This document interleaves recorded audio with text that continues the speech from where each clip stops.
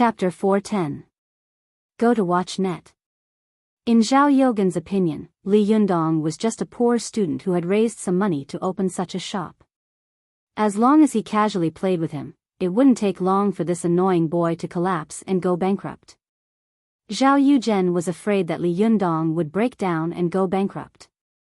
Go to watch net. 7 KOM. It was out of this mentality that the waiters Zhao Yuzhen hired were all beautiful women with high salaries that made people envious. At first, these beauties in Cheongsam thought that they had met a generous boss, especially when the opening ceremony had been very lively and glorious. Just now, the tea house of Zhao had been full of friends and it had been very lively. The mayor had also come in person. Naturally, they felt honored and proud, so they walked with their heads held high. But for some reason, after their boss ran over to the other side and threw some harsh words at them, the whole situation changed. Their side, which was full of friends, suddenly became deserted, and the other side, which was deserted, suddenly became a boiling cauldron of voices. This was the ups and downs of life. The beauties in Cheongsam felt that their shop had been robbed of the limelight by the other side, which was already very embarrassing and depressing. There was probably nothing more embarrassing and depressing in life than being suppressed by the other side. But soon, something even more depressing happened. The other side actually came to their shop to move tables and chairs, as if they were moving their own things. This was equivalent to a prostitute being prostituted. Not only did the customer not pay, but he also robbed the prostitute. This was 2F** king ridiculous. But soon, the beauties in Cheongsam found that the most embarrassing thing was not that they were robbed after being prostituted, but that their boss was kneeling on the street and crying loudly. At this time, the beauties in Cheongsam almost broke down. Some of them even whispered in private, "Is the opposite side still hiring waiters? I want to go there." Me too. It's so embarrassing to stay here. The boss opposite is young and handsome, and he has such a strong background. Alas, I'm willing to pay for it. Pay for it? Wake up, look at how many beauties there are around him. You won't get your turn even if you queue for 100 years. These beauties in Cheongsams were secretly pointing at Zhao Yuzhen behind him. Li Yundong and the others on the opposite side were also looking at Zhao Yuzhen and whispering. Li Yunyang looked at Zhao Yuzhen and suddenly frowned. He said in a low voice, "Have we gone too far? Too much?" Feng Na snorted. This kind of people bully others when they're in power, and pretend to be pitiful when they're out of power. If you ask me, it's not too much at all. All I did was move 2 tables and chairs. If it were me, I would empty his shop. Then tear down his building. Her sidekick, Ching Cheng, nodded vigorously. Yes, yes, yes. Good idea. Li Yundong smiled and said, "You two guys are really enjoying the show." Zi Yuan also smiled and said, "Yes, this guy is finished. There's no need to deal with him anymore. Aren't you afraid of lowering your own status? Moreover, where it is possible to let people off, one should forgive and forget." At this time, Zhou Qin and Su Chan, who had put down the table and chairs, also came over. The little girl clapped her hands and snorted. "Are you going to let him go just like that? He got off lightly. This guy has been going against us for more than 10 days.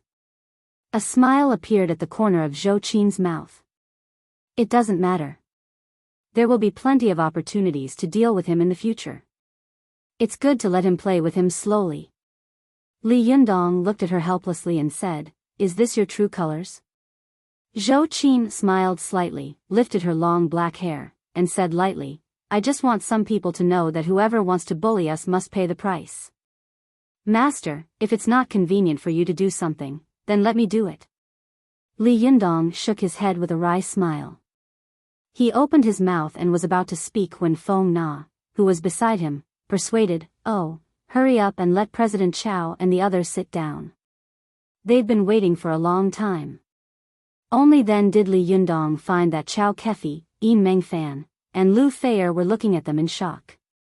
Li Yundong quickly smiled and said, President Chao, you can sit anywhere you want.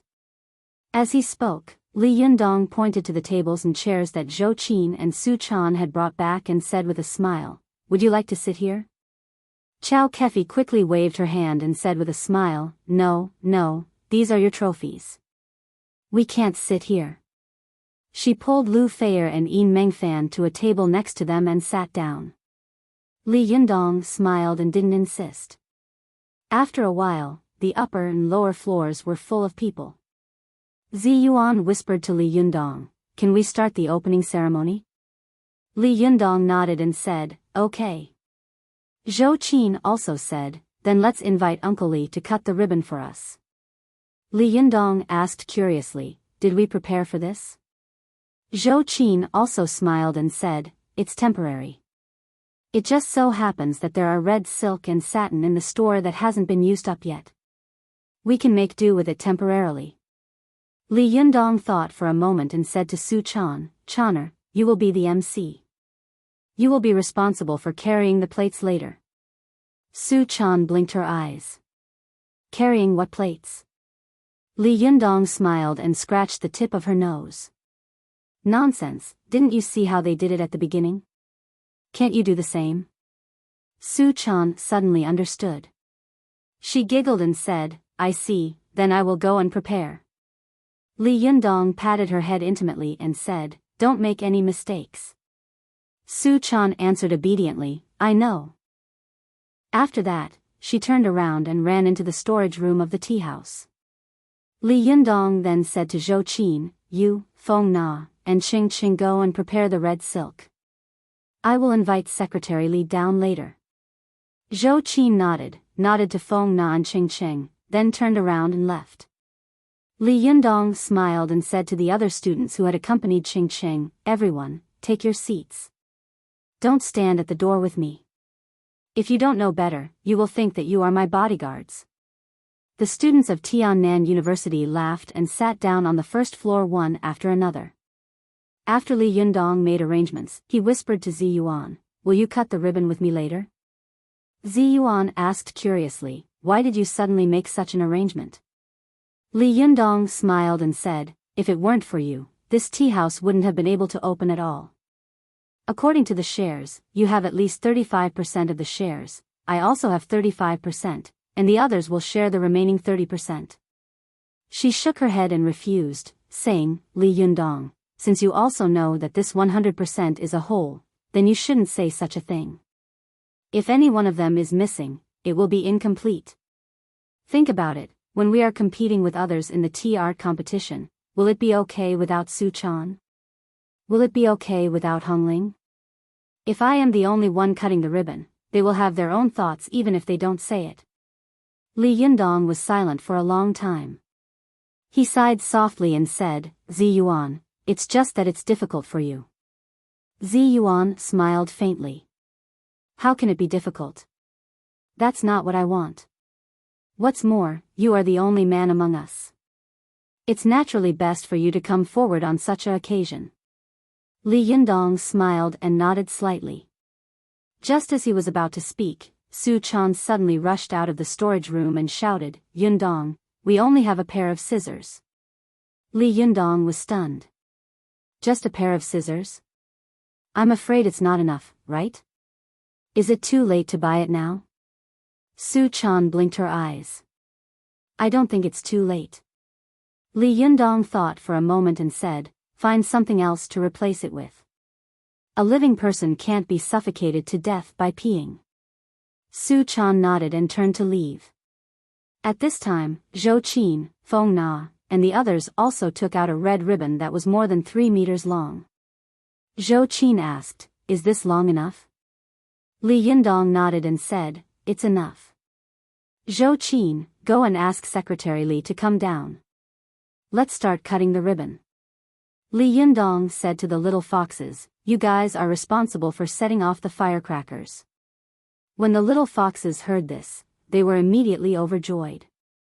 They ran to the storage room and pulled out a few bundles of firecrackers. Li Yundong said to them, Hang them on the roof. Setting off the firecrackers later will be a good sign for good luck. The little foxes all had bright eyes and white teeth, and each of them had bright and kind eyes. Wherever they looked, the souls of men would almost be hooked out of their bodies. They responded in unison, immediately attracting the attention of many people upstairs. They saw 4 young girls each holding a string of firecrackers in their hands. They didn't seem to make any movements, but their figures leaped to the top of the building. After hanging the firecrackers, they landed lightly like swallows. This time, the guests upstairs were dumbfounded. After a while, they let out an earth-shattering cheer, and their palms turned red from clapping. Lu Thayer, who was downstairs, widened her eyes and exclaimed, "Amazing! How can they jump so high? Are they hanging wires?" Chow Kefi pursed her lips and said with a smile, "Where can we hang wires from? Do you think this is a movie? This is real skill." Lu Thayer shook her head in disbelief and said, "How is that possible? They look younger than me. How could they jump so high? If they could really jump so high, they would have broken several Olympic records." Chow Kefi smiled meaningfully. "I didn't believe it before, but since I met Li Yundong, I believe that there are masters in this world." Lu Thayer looked at Li Yundong's figure and said suspiciously, "Is he that high? He doesn't look like a master." At this time, Zhou Qin had invited Li Yuanhua down to cut the ribbon for the opening ceremony of Desanxian. As the owner, Li Yundong stood side by side with Li Yuanhua. Li Yuanhua had been silently observing Li Yundong. He saw that no matter who he met on such a big occasion, Li Yundong's expression didn't change. He was neither servile nor overbearing, and his every move revealed a dignified bearing. His calmness not only surpassed that of his peers, but even many old politicians who were used to great storms were inferior to him. He was secretly surprised and sighed, how did this young man cultivate such a bearing? Amazing, amazing. At this time, Ziyuan, Zhou Qin, and Feng Na temporarily played the role of ceremonial ladies, holding the red silk on both sides and standing gracefully. When Li Yuanhua saw that the 3 of them were wearing different clothes, he was immediately amused. He said with a smile, "Are you temporary guests? You're not professional." Ziyuan smiled slightly, like a breeze caressing her face. Feng Na was a little nervous. How could she dare to answer the words of the secretary of the provincial party committee? Only Zhou Qin said with a smile, "Uncle Li, the decoration workers are professional enough, right? But their decoration is not as good as ours. These days, it's about being specialized in many things." Li Yuanhua pointed at Zhou Qin and said with a smile, "Little girl, you have a sharp tongue." Then, he said to Li Yundong with a smile, "Shaoli, you want me to cut the ribbon, but where are the scissors?" Li Yundong smiled bitterly and said, "I'll be right there." Then, he turned his head and shouted into the storage room, "Su Chan. Have you found it?" I'm coming, I'm coming." Before Su Chan appeared, her voice floated out from inside. Not long after, she hurried out with a plate covered with 2 pieces of red cloth. Li Yuanhua saw that Su Chan was beautiful and charming, especially when she was in a hurry. He couldn't help laughing and said, "What a beautiful girl. Don't worry, don't fall." Su Chan glanced at Li Yuanhua and smiled. She raised the plate and said, "Secretary Li, please remove the red silk cloth on the right." Li Yuanhua saw that there were 2 pieces of red cloth on the plate. He smiled and said, "Oh, what custom is this?" As he said this, he lifted the red silk cloth and saw a pair of scissors lying inside. He picked it up with a smile. Su Chan brought the plate back to Li Yundong and kept winking at him. Li Yundong felt strange when he saw Su Chan's strange behavior, so he asked in a low voice, "Chaner, what's wrong with you?" Su Chan opened her mouth and was about to speak when she saw Li Yuanhua looking at Li Yundong in confusion. He asked, "Shaoli, why don't you take off the cloth?" Su Chan immediately shut her mouth, stared at the red cloth, and kept winking at Li Yundong. Li Yundong saw the little girl's behavior and thought that she wanted him to remove the red cloth quickly, so he removed it without saying a word. Once it was removed, it would be terrible.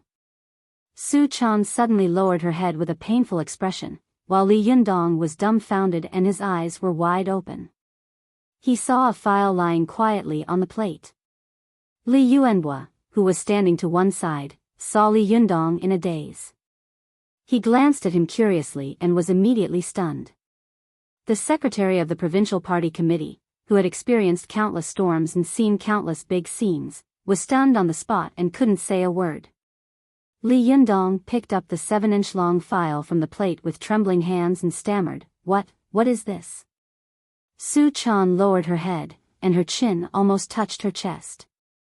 She said in a muffled voice, File. Li Yundong looked like he was going crazy. "Didn't I ask you to find a replacement? Even a knife would do. What did you find? Can this be used to cut the ribbon?" Su Chan looked up at Li Yundong and muttered in a low voice, "A file is also a knife." Li Yundong almost broke down. He said, "A file is also a knife? Is a kumquat also an orange? Is a wangzai steamed bun also a steamed bun?" Vote recommendation. Previous page. Return to table of contents. Next page. Error report. If you like, please click here to add Keeping a Fox at Home to your bookshelf, so that you can read the latest chapters and updates of Keeping a Fox at Home in the future. If you have any suggestions or comments on Keeping a Fox at Home, please click here to express your views. Chapter 411. Go to Watch Net. Zhou Qin, Zi Yuan, and Feng Na, who were serving as the etiquette girls, were embarrassed and wanted to laugh at the same time. Go to Watch Net. 7 KOM. However, they didn't dare to laugh at the scene in front of them, so they had to force themselves to hold it in. All of them looked straight ahead, gritted their teeth, and tightened their faces with bitter and hateful expressions. Li Yundong's classic joke about files and kumquats suddenly made Zhou Qin and Feng Na burst out laughing at the same time, but they quickly held it back. Their faces were tense, and the corners of their mouths twitched. Only Zi Yuan was the calmest. She looked up at the sky with a calm face, but only Wan Hongling, who was the most familiar with her, noticed that Zi Yuan's hand was holding the silk quite hard, and her shoulders were shaking slightly, as if she couldn't help laughing. Li Yundong's shout made the girl lower her head. She looked aggrieved and whispered, "I can't find anything else to replace it." "Who told you to rush me?" Li Yundong sucked in a breath of cold air. Well, now it was his fault. Li Yuanhua also tried to hold back his laughter and said, "Shaoli, what's the problem?" Li Yundong smiled dryly and said, "Secretary Li, it's nothing. Let's cut the ribbon as usual." Li Yuanhua pointed to the file in Li Yundong's hand and laughed. "I've cut ribbons many times, but this is the first time I've seen someone cut the ribbon with such a thing. Creative. When Li Yundong heard this, he suddenly had an idea. He smiled and said, "Secretary Li, do you mind if I show you a little trick?" Li Yuanhua asked curiously, "A little trick? Shaoli, you can do tricks?" Li Yundong smiled and said, "Of course, a little trick can't enter your eyes. It's just to make you smile." Li Yuanhua laughed and said, "Then let's see what kind of trick it is." Li Yundong raised the file in his hand and handed it to Li Yuanhua. "Secretary Li, take a look. Is this a file?" Li Yuanhua immediately laughed. "No need to look. It's a file." Li Yundong smiled and said, "Since it is a file, do you think it can cut this silk?" No. Li Yuanhua laughed. Li Yundong nodded. "Since Mr. Li thinks that it's just a file and can't cut this silk, what do you guys think?"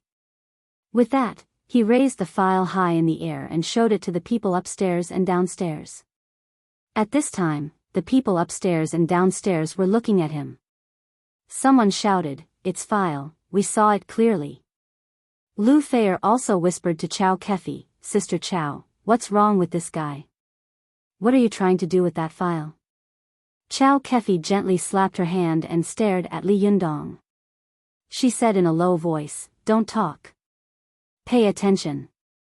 Lu Feier wrinkled her nose and snorted. She opened her eyes wide and looked at Li Yundong seriously. Li Yundong put the file under the red silk in front of everyone and said with a smile, "In fact, this file is a peerless sword. As long as I gently pull the red cloth, this file will cut it." Li Yuanhua laughed and said, "Oh? Is it really that amazing?" Su Chan also stared at Li Yundong with her eyes wide open. She couldn't figure out what Li Yundong was up to. Not only her, but Zi Yuan, Zhou Qin, Feng Na, and everyone else also held their breath and stared at Li Yundong, wanting to see what kind of trick he was going to perform. They saw Li Yundong holding the file in one hand and the red cloth in the other. He took a deep breath, then suddenly shouted and stamped his foot. The people upstairs and downstairs only felt that Li Yundong's loud shout made them feel a little stuffy and dizzy for a moment. Especially when Li Yundong stamped his foot, the ground trembled slightly. Everyone was caught off guard and was startled. When they came to their senses again, they saw that the red silk in Li Yundong's hand had been cut in two. Li Yuanhua, who was closest to Li Yundong, only felt a blur in front of his eyes. A white light flashed, and the red cloth was cut in two. The incision was extremely smooth, and the cut was exactly where the file was. Li Yuanhua stared at the file in Li Yundong's hand for a second or two, then suddenly smiled and said, "It is indeed a peerless sword." "Good, good." At this time, everyone also cheered and nodded secretly. Some of them were cheering for Li Yundong's little trick, while others were cheering for Li Yundong's improvisation. Only Su Chan, Zi Yuan, Wan Hongling, Zhou Qin, and the cultivators of the Fox Zen school understood that Li Yundong had used the moment of shouting and stamping his foot to attract the attention of others. At the same time, he had used the lyoha to cut the red silk in an instant. However, the speed of the lyoha was extremely fast, almost beyond the range that people could see with the naked eye. Others only saw a flash of white light and thought that their eyes were playing tricks on them, but in fact, Li Yundong was skilled and bold. He had actually shown his sword in front of the governor. Zi Yuan saw this and frowned secretly. Her heart was pounding because of Li Yundong. She thought to herself, Li Yundong is really getting bolder and bolder. Last time, he struck Mount Longhu with lightning. This time, he actually played with fire in front of the secretary of the provincial party committee. I really don't know what kind of trouble he will cause next time. Su Chan didn't know the immensity of heaven and earth. Seeing that Li Yundong had resolved the storm while talking and laughing, she immediately admired Li Yundong to the extreme. She looked at Li Yundong with admiration and said softly, "Master, you are so amazing. I love you so much." Li Yundong glared at her secretly and whispered, "Hurry up and go down." Su Chan blinked and whispered, "Secretary Li hasn't cut the ribbon yet." Only then did Li Yundong come to his senses. He smiled at Li Yuanhua and said, "Secretary Li, I was so focused on the magic trick that I forgot to cut the ribbon. I actually cut it before you. I'm really sorry." Li Yuanhua laughed and said, "It doesn't matter. You are the owner, so I can't steal the show, can I?" As he said this, he casually cut the red silk in half with a pair of scissors. Seeing that the two of them had finished cutting the ribbon, everyone applauded at the same time and celebrated. At this time, Su Chan quickly put away the red silk, then made a face at Li Yundong and quickly ran into the storage room. Li Yundong looked at the little girl helplessly and shook his head secretly. He thought to himself, "This girl is really unruly. She actually came up with such a trick at this time. Fortunately, I reacted quickly, or I would have made a fool of myself." While he was thinking, Li Yuanhua smiled and said to Li Yundong, "Shaoli, can you give me the peerless sword in your hand?" Li Yundong smiled and said, "Of course." As he said this, he handed it over with both hands. After taking the file, Li Yuanhua played with it for a while and said with a smile, "Interesting, really interesting." Li Yundong was a little puzzled. What hasn't Secretary Li seen before? Why is he so interested in this small file?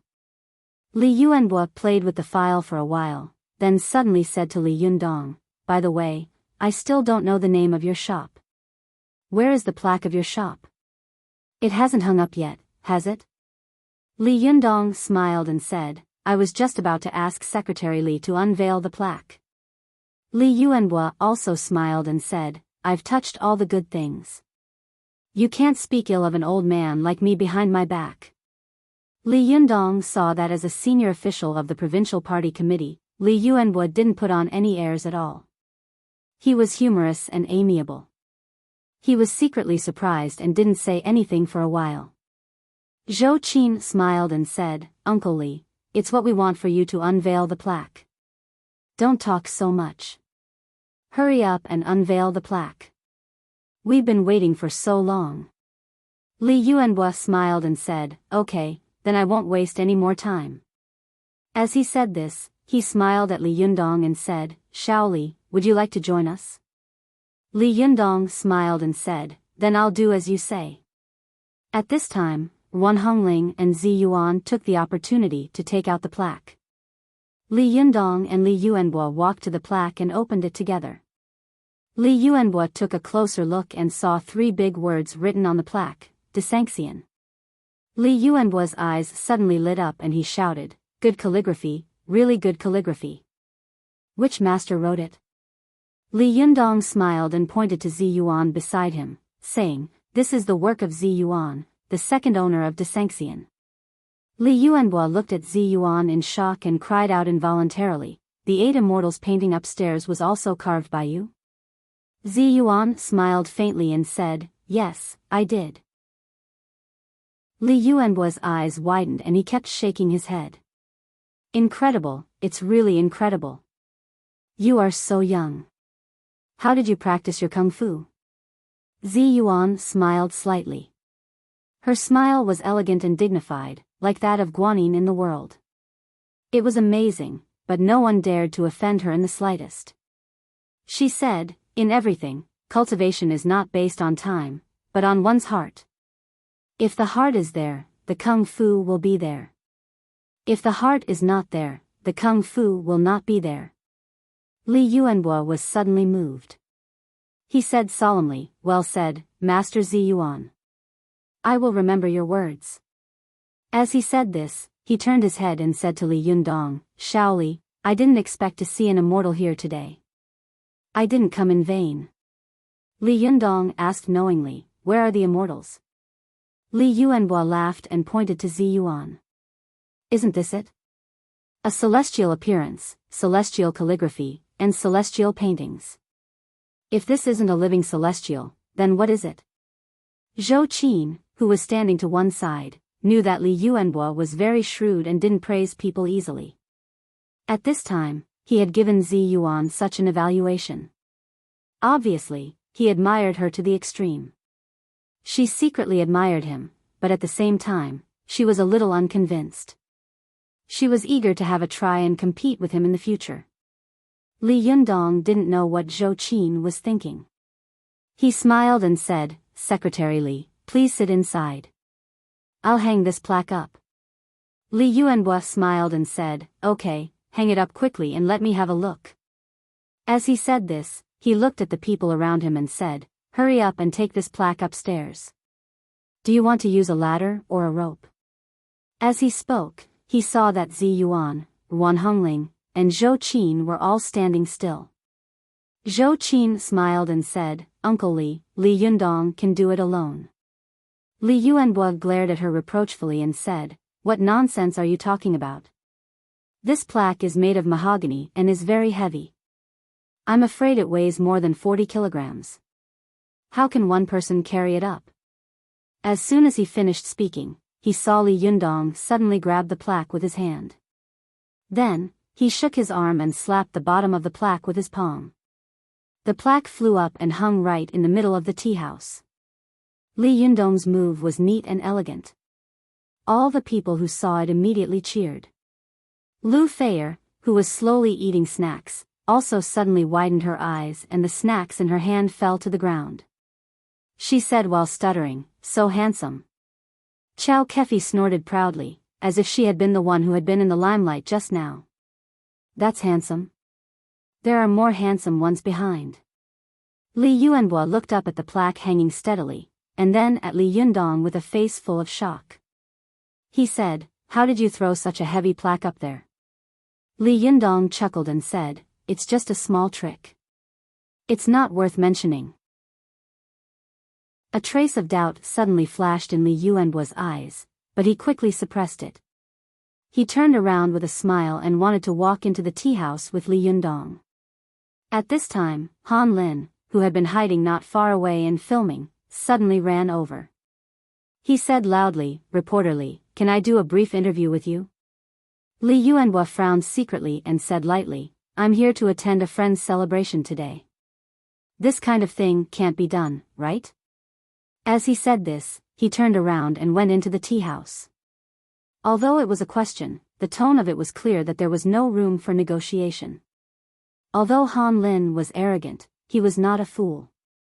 He looked embarrassed and thought to himself, "If I only take pictures without an interview, I will still be scolded when I go back." Han Lin had no choice but to turn around and say to Li Yundong in a low voice, "Boss Li, I didn't recognize you just now and offended you. Please don't take it to heart. Can I do an interview with you? It's very short, just 1 minute." Li Yundong smiled slightly and asked, "Who are you?" Seeing that Li Yundong didn't seem to want to embarrass him, Han Lin was overjoyed and said, "I." But Li Yundong only waited for him to say one word before he raised his palm and said, "I'm sorry, I can't remember it even if you say it. Please." After that, he turned around and left. Han Lin's face suddenly turned red. He stood there alone, panting heavily. After a long time, he gritted his teeth and left bitterly. Li Yundong went upstairs and settled everyone down. Only then did he breathe a sigh of relief. He secretly wiped his sweat and thought to himself, "Everything should be fine now, right? I have to accompany these officials carefully all the time. It's really difficult to serve them. It's so painful." While he was thinking, he suddenly saw Su Chan running up with a frightened and nervous face. When Li Yundong saw her, he immediately smiled bitterly and said, "Madam, what's wrong with you again?" Su Chan hurriedly waved her hand, pulled Li Yundong aside, and whispered, "Yundong, bad news." Li Yundong asked curiously, "What's wrong? Look at how scared you are." Su Chan said anxiously, "No, there are 2 more guests." Li Yundong laughed and said, "If there are guests, then there will be more seats. Are there no seats left?" Su Chan stamped her feet and said, "No, no. These 2 people are Zhang Ling and Zhou Ping." Li Yundong was shocked. The Lady of the Earthly Fire, Zhang Ling, and her disciple, Zhou Ping. Su Chan nodded her head like a chicken pecking rice. Yes, it's them." Li Yundong took a deep breath and said, "Today is our opening ceremony. What are they doing here? Are they here to make trouble?" Chapter 412. Go to watch net. Li Yundong and Su Chan quickly went downstairs. Sure enough, they saw Zhou Ping and Zhang Ling standing at the door in their Taoist robes. Li Yundong's heart skipped a beat. He slowed down and walked over slowly. Watch net. 7 KOM. Most of the people sitting in the tea room on the first floor were students, Li Yundong's friends, Lu Feier, and the others. When they saw the 2 Taoist nuns standing at the door, they all turned their heads to look at them curiously. Only Zhou Qin, Zi Yuan, and Wan Hongling looked at them nervously. Lu Feier held a cup of tea and looked at Zhang Ling and Zhou Ping curiously. She whispered, "Why are there still Taoist priests begging for alms now?" Lu Feier's mind was relatively simple. She didn't notice the vigilance and hostility of Li Yundong, Zi Yuan, Zhou Qin, and the others, but Chao Kefi was a clever person. She keenly captured the smell of gunpowder. Chao Kefi winked at Lu Feier and whispered, "Don't talk, there will be a good show later." Lu Feier asked curiously, "It's just 2 Taoist priests, what's so good about them?" As she spoke in a low voice, she suddenly saw Zhang Ling turn her head and glance at her. This glance was not very sharp, but when it landed on Lu Feier's face, she immediately swallowed all the words she was about to say. Her heart thumped wildly, as if a hand was pressing down on her chest, making it hard for her to breathe. At this time, Li Yundong had already walked downstairs. Feng Na turned her head and saw Li Yundong. She smiled and said, "Li Yundong, there are 2 Taoist priests here to beg alms. Do you want to?" Li Yundong smiled and said, "They're not here to beg for alms." As he said this, he cupped his hands and said to Zhang Ling and Zhou Ping in a deep voice, "Zhenren Zhang, what brings you here today?" Zhou Ping stood to one side and didn't say anything, which was rare.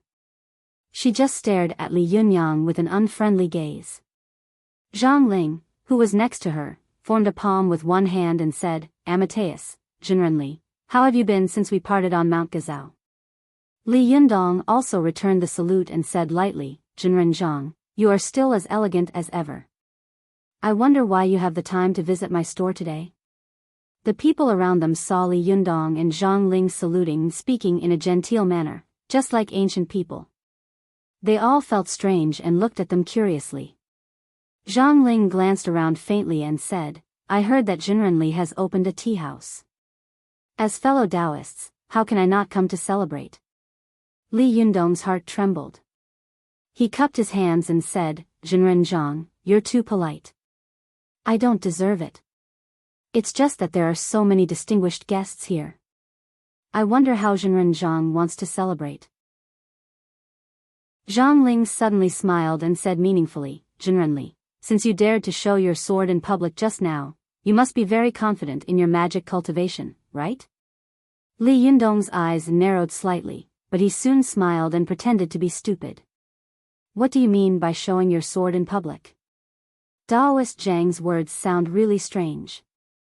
Zhou Ping, who was standing to one side, couldn't help but shout in a low voice, "Li Yundong, don't pretend to be confused.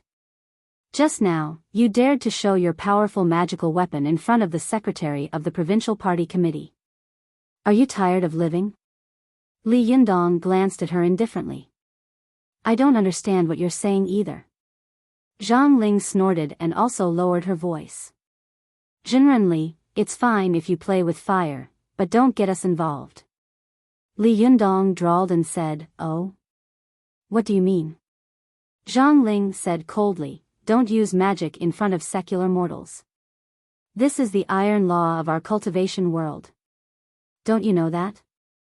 Li Yundong smiled slightly and said, "Is that so? Why do I remember that we can't let secular mortals see us using magic? Besides you, did anyone else notice anything just now?" Zhang Ling looked at Li Yundong coldly. Her eyes didn't blink, and her expression was very unfriendly. Li Yundong was also secretly vigilant, and his whole body was covered with shinqi. At this time, Feng Na and the others also noticed that there was something wrong between Zhang Ling and Li Yundong.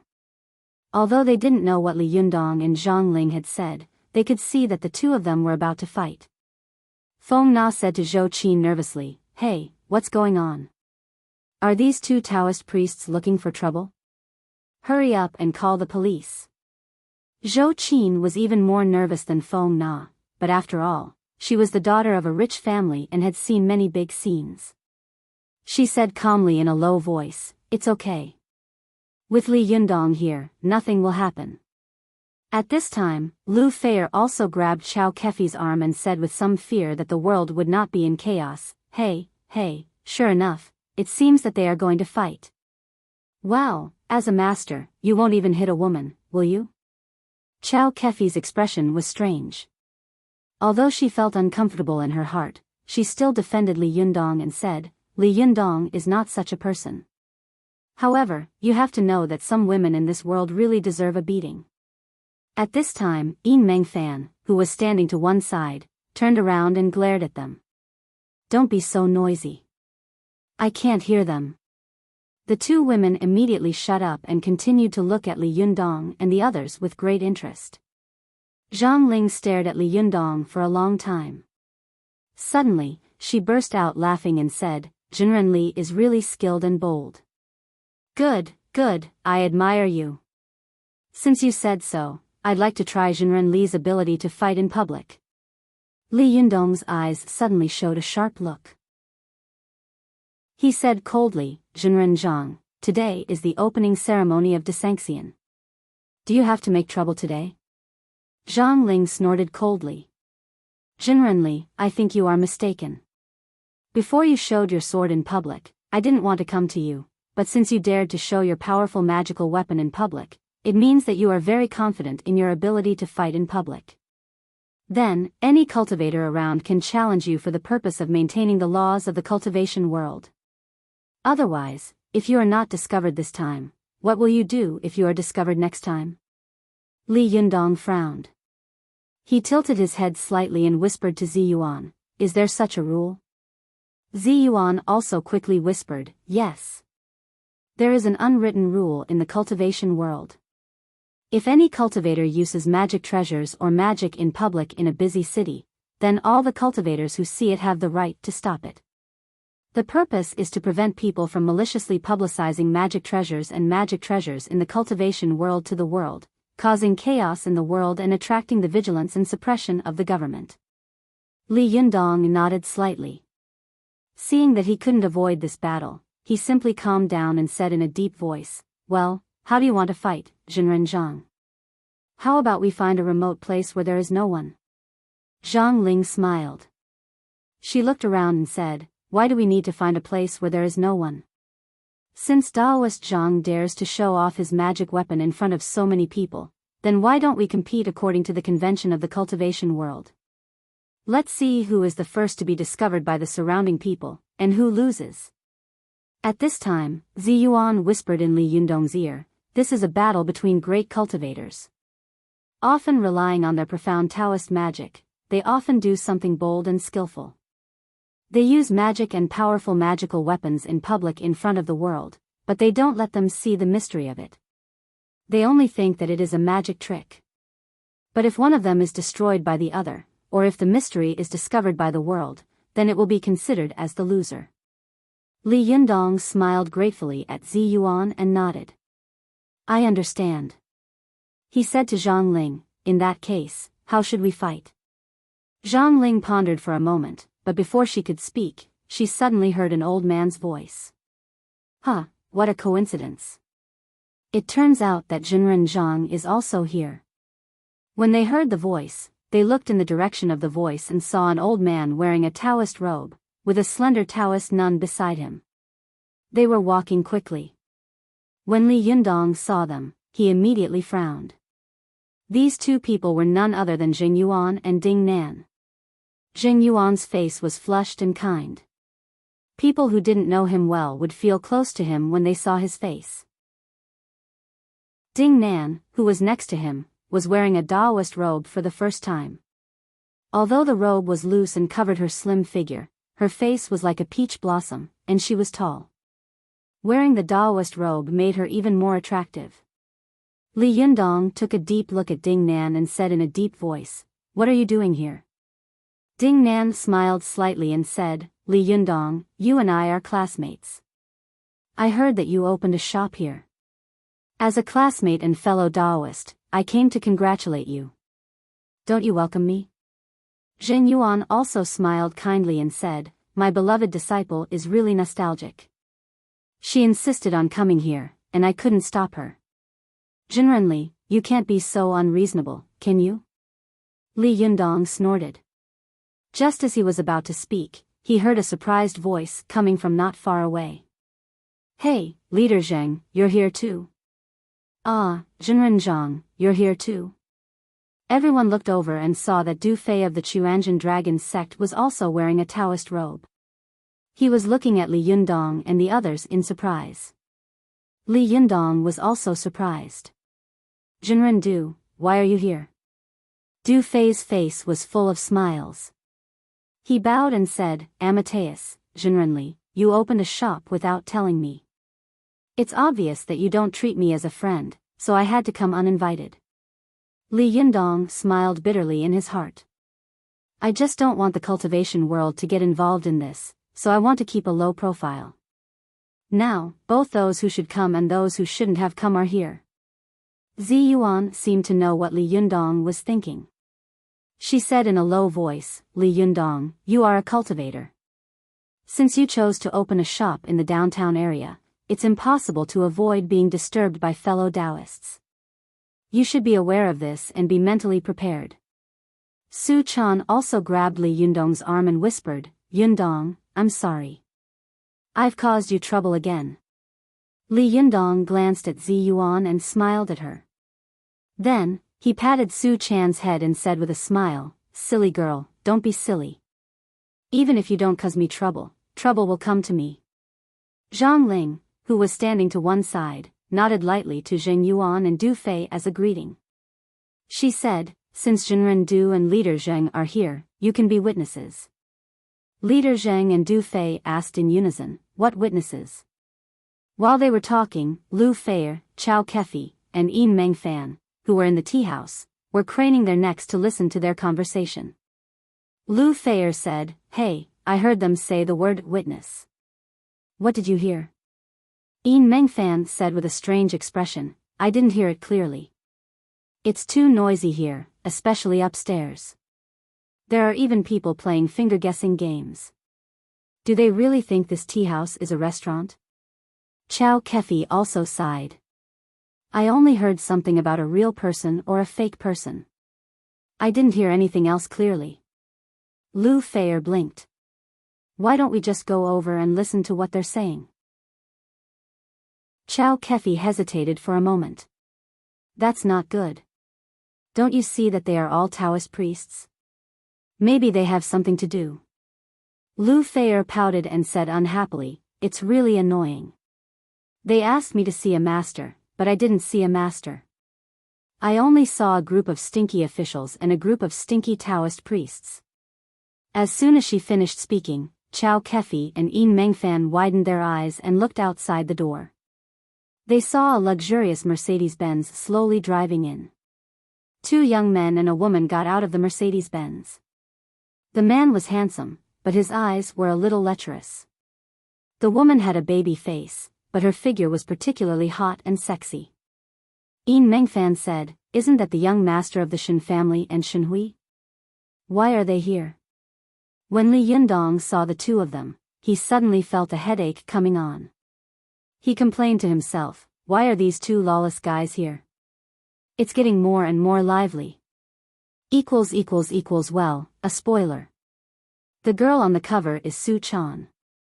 Previous chapter next chapter recommendation previous page return to the table of contents next page error report if you like, please click here to add Keeping a Fox at Home to your bookshelf, so that you can read the latest chapters and updates of Keeping a Fox at Home in the future. If you have any suggestions or comments on Keeping a Fox at Home, please click here to express your views. Chapter 413.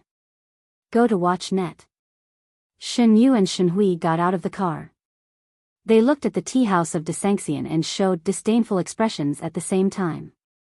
However, when an old man behind them got out of the car, they pretended to appreciate and praise it at the same time and kept nodding and commenting. Go to watch net. The old man was Shen Wankai. He glanced at Shen Hui and Shen Yu, who were pretending. He snorted and said, stop pretending. Can you 2 idiots understand the mystery of calligraphy? Shen Yu snorted and turned his head away, looking disapproving. However, Shen Hui stamped her feet angrily and said to Shen Wankai, old master, how can you say that to me in front of so many people? Shen Wankai snorted and said, what else can I say? Look at him. He started from scratch at such a young age, and look at yourself. What else can you do except cause trouble all day long? As he spoke, he ignored the 2 of them and took the lead to walk toward the tea house of Desangxian. Shen Hui was so angry that she gritted her teeth and glared at Li Yundong as if she were looking at an enemy. Shen Yu, who was beside her, suddenly came over and said with a smile, little sister, why don't we go together? Shen Hui immediately turned her head and shouted at him, get out of here. Who wants to go with you? As she said this, she immediately chased after Shen Wankai. Shen Yu's face was extremely ugly. He stood there for a while with a gloomy expression, then followed her. Chen Wankai glanced around quickly. When he saw Zi Yuan and Li Yundong, he immediately laughed and greeted them happily. He said to Zi Yuan, "Miss Zi Yuan, last time we parted in Dongwu City, I was in such a hurry that I didn't have time to say a few words to you. This time, I heard that you opened a tea house in Tiannan City, so I came uninvited to pay my respects." Zi Yuan smiled slightly, turned sideways, spread out her palm, pointed at Li Yundong, and said, "It's not me who opened the tea shop. The owner is Li Yundong. Mr. Shen should congratulate him." Shen Wankai chuckled. He looked at Zi Yuan meaningfully and then at Li Yundong. He said, "Congratulations. Child Li is young and promising. At such a young age, you have opened an extraordinary tea house. Amazing, amazing." Li Yundong smiled and said, "Not at all. We opened this tea house together. It's definitely not my credit alone. CEO Shen, you have also contributed to this." Shen Wankai asked curiously, "Oh? What do you mean?" Li Yundong smiled and said, "If you hadn't awarded the first place to Zi Yuan last time, our tea house wouldn't have been able to open. Therefore, CEO Shen, you deserve the most credit." Shen Wankai laughed out loud and said, "Miss Zi Yuan deserved the first place last time. I was just handling it impartially. But, in this case, it was right for me to come uninvited." Li Yundong chuckled and said, "Mr. Shen, you're too polite. It's an honor for De Sanxian to have you here. Please come in." Chen Wankai looked at Zhang Ling and the others beside Li Yunyang with a smile. Seeing that they were wearing Taoist robes, he asked curiously, "Are they begging for alms?" Zhou Ping glared at him rudely. "You're the one begging for alms. We are just..." Before she could finish speaking, Zhang Ling stopped her, glared at her, and then said lightly, "Are you Mr. Shen of the Wankai group?" Shen Wankai saw that although Zhang Ling's appearance was ordinary, her gaze was deep and her eyes were bright. The cinnabar red mole between her eyebrows was especially eye-catching, making her look extraordinary and definitely not an ordinary person. Chen Wankai was surprised in his heart. He asked, "I'm Chen Wankai. May I ask who you are?"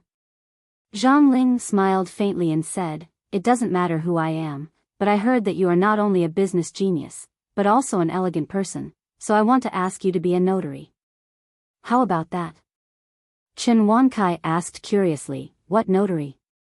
Zhang Ling pointed at Li Yundong and said, "Jinren Li and I have agreed to perform a few small tricks, so I want to ask you to be a notary to see who wins and who loses." Chen Wankai asked curiously, "Small tricks? Jinren Li?" He looked at Li Yundong and said with a smile, "Is Child Li also a cultivator?"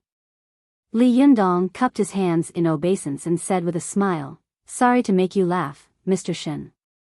Chen Wankai laughed and corrected himself. "I was wondering why Jinren Li looked so extraordinary and didn't look like an ordinary person. It turns out that he is a member of the Taoist sect." He turned to look at Zi Yuan and said, "So Miss Zi Yuan is also a Taoist?" Zi Yuan bowed and said, "Yes." Chen Wankai turned his head and glanced at Shen Yu and Shen Hui. He thought to himself, "I originally wanted to find 2 teachers for these 2 good-for-nothings, so I took the initiative to come here. On the one hand, I wanted to see how their tea house was like, and on the other hand, I wanted to show my sincerity. But I didn't expect them to be Taoist priests. If I invited them to be teachers, wouldn't it be a little inappropriate?" Chen Wankai thought quickly, but he soon thought, "Since I'm here, I might as well take things as they come. It's good to see them perform some small tricks." He just didn't know if the tea ceremony last time was also a magic trick. Thinking of this, Chen Wankai laughed and said to Zhang Ling, "I don't have any other hobbies, but I like to uphold justice. Well, I'll be the notary. Where are you going to perform the trick?" Zhang Ling looked around and said lightly, "Let's do it in the hall downstairs." "Jinren Li, what do you think?" Zhang Ling looked at Li Yundong with a hint of provocation in her eyes. Li Yundong smiled slightly. "Okay. As you wish, Jinren Zhang." Du Fei, who was standing to one side, saw that Li Yundong and Zhang Ling were about to fight. He frowned secretly, then suddenly smiled and said, "Zhenrenli, I'll also be a witness." "How about that?" Li Yundong glanced at him. For a moment, he didn't know what this jade-faced golden monkey was up to. He was a little hesitant. Just as he was hesitating, he saw Du Fei turn around and say to him in a low voice, "Zhenren Zhang is good at 19 kinds of great shintong and 43 kinds of small shintong.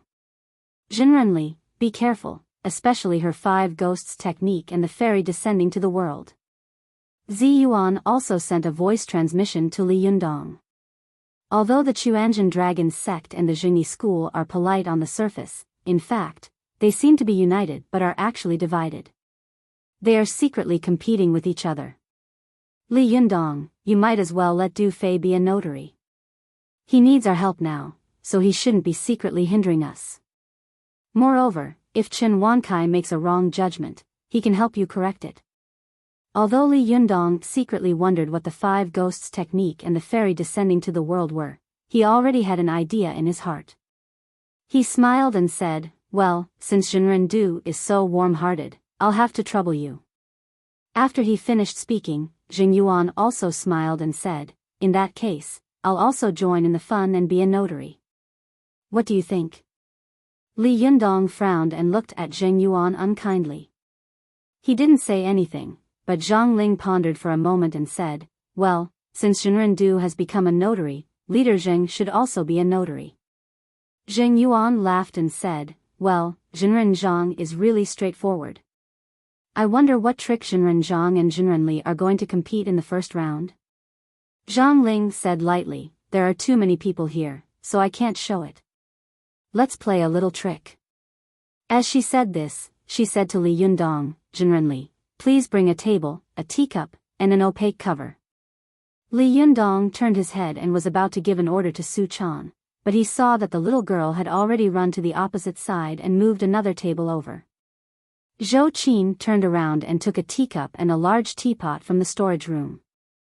At this time, everyone upstairs and downstairs noticed the movement below. Some of them were curious, so they went to the railing on the second floor and looked down. Li Yuanhua and the others were sitting next to the railing, drinking tea while watching the movement downstairs. Mayor Zheng of Tiannan City laughed and said, "Haha, there are actually tricks to watch. Xiao Li's opening ceremony is a bit original. Not bad, not bad. Young people nowadays are creative and promising." Although Mayor Zheng was joking, he was actually secretly trying to get close to Li Yuanhua. As a person who had been in politics for a long time, he could certainly see that Li Yuanhua was close to Zhou Qin, and he could also see that Zhou Qin was close to Li Yundong. Therefore, flattering Li Yundong in a roundabout way was also good for him to get close to the leader. How could Li Yuanhua not understand this? He glanced at Mayor Zheng, chuckled, and said noncommittally, "After all, young people like to play." This sentence made Mayor Zheng a little confused. He thought to himself, is he praising Li Yundong or belittling him? Just as he was thinking about it, Lu Feier also took Chao Kefi's arm and whispered, "Hey, Sister Chao, what kind of tricks do you think they will perform later?" Chao Kefi stared at the field and shook her head. "I don't know. Anyway, there will be a good show later." Lu Feier said curiously and expectantly, "Will it be magic? Can Li Yundong do magic?" Chao Kefi burst into laughter. "He is not Lu Qian. Just pay attention to him later. He won't let you down." At this time, Zhang Ling looked at the square table in front of her. She gently patted the corner of the table with her palm, causing it to slide 2 meters away. Then she said, "Please ask the notary to check the teacup and teapot to see if they are ordinary teacups and teapots."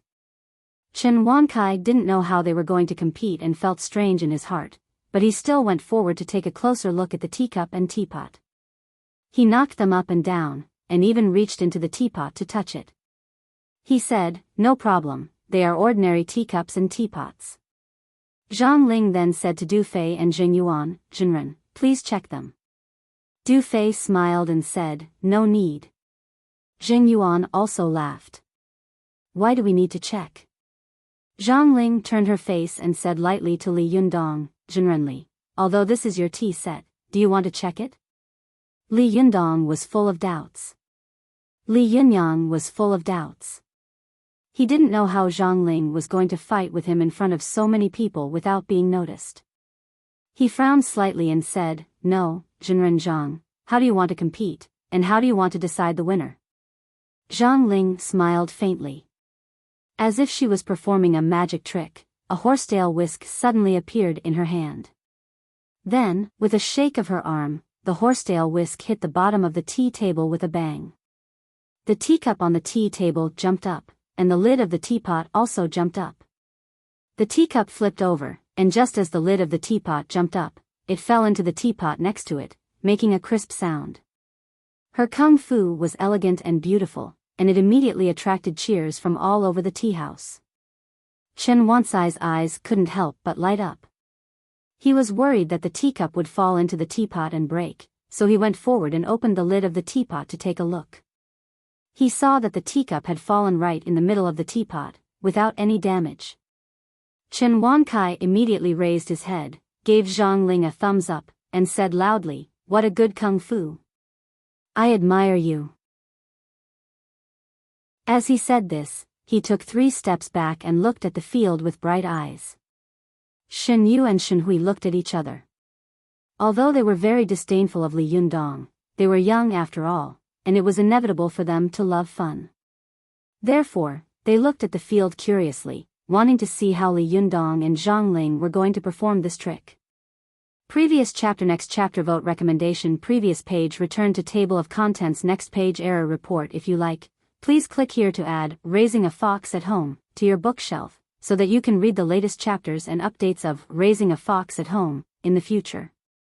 If you have any suggestions or comments on Raising a Fox at Home, please click here to express your personal views.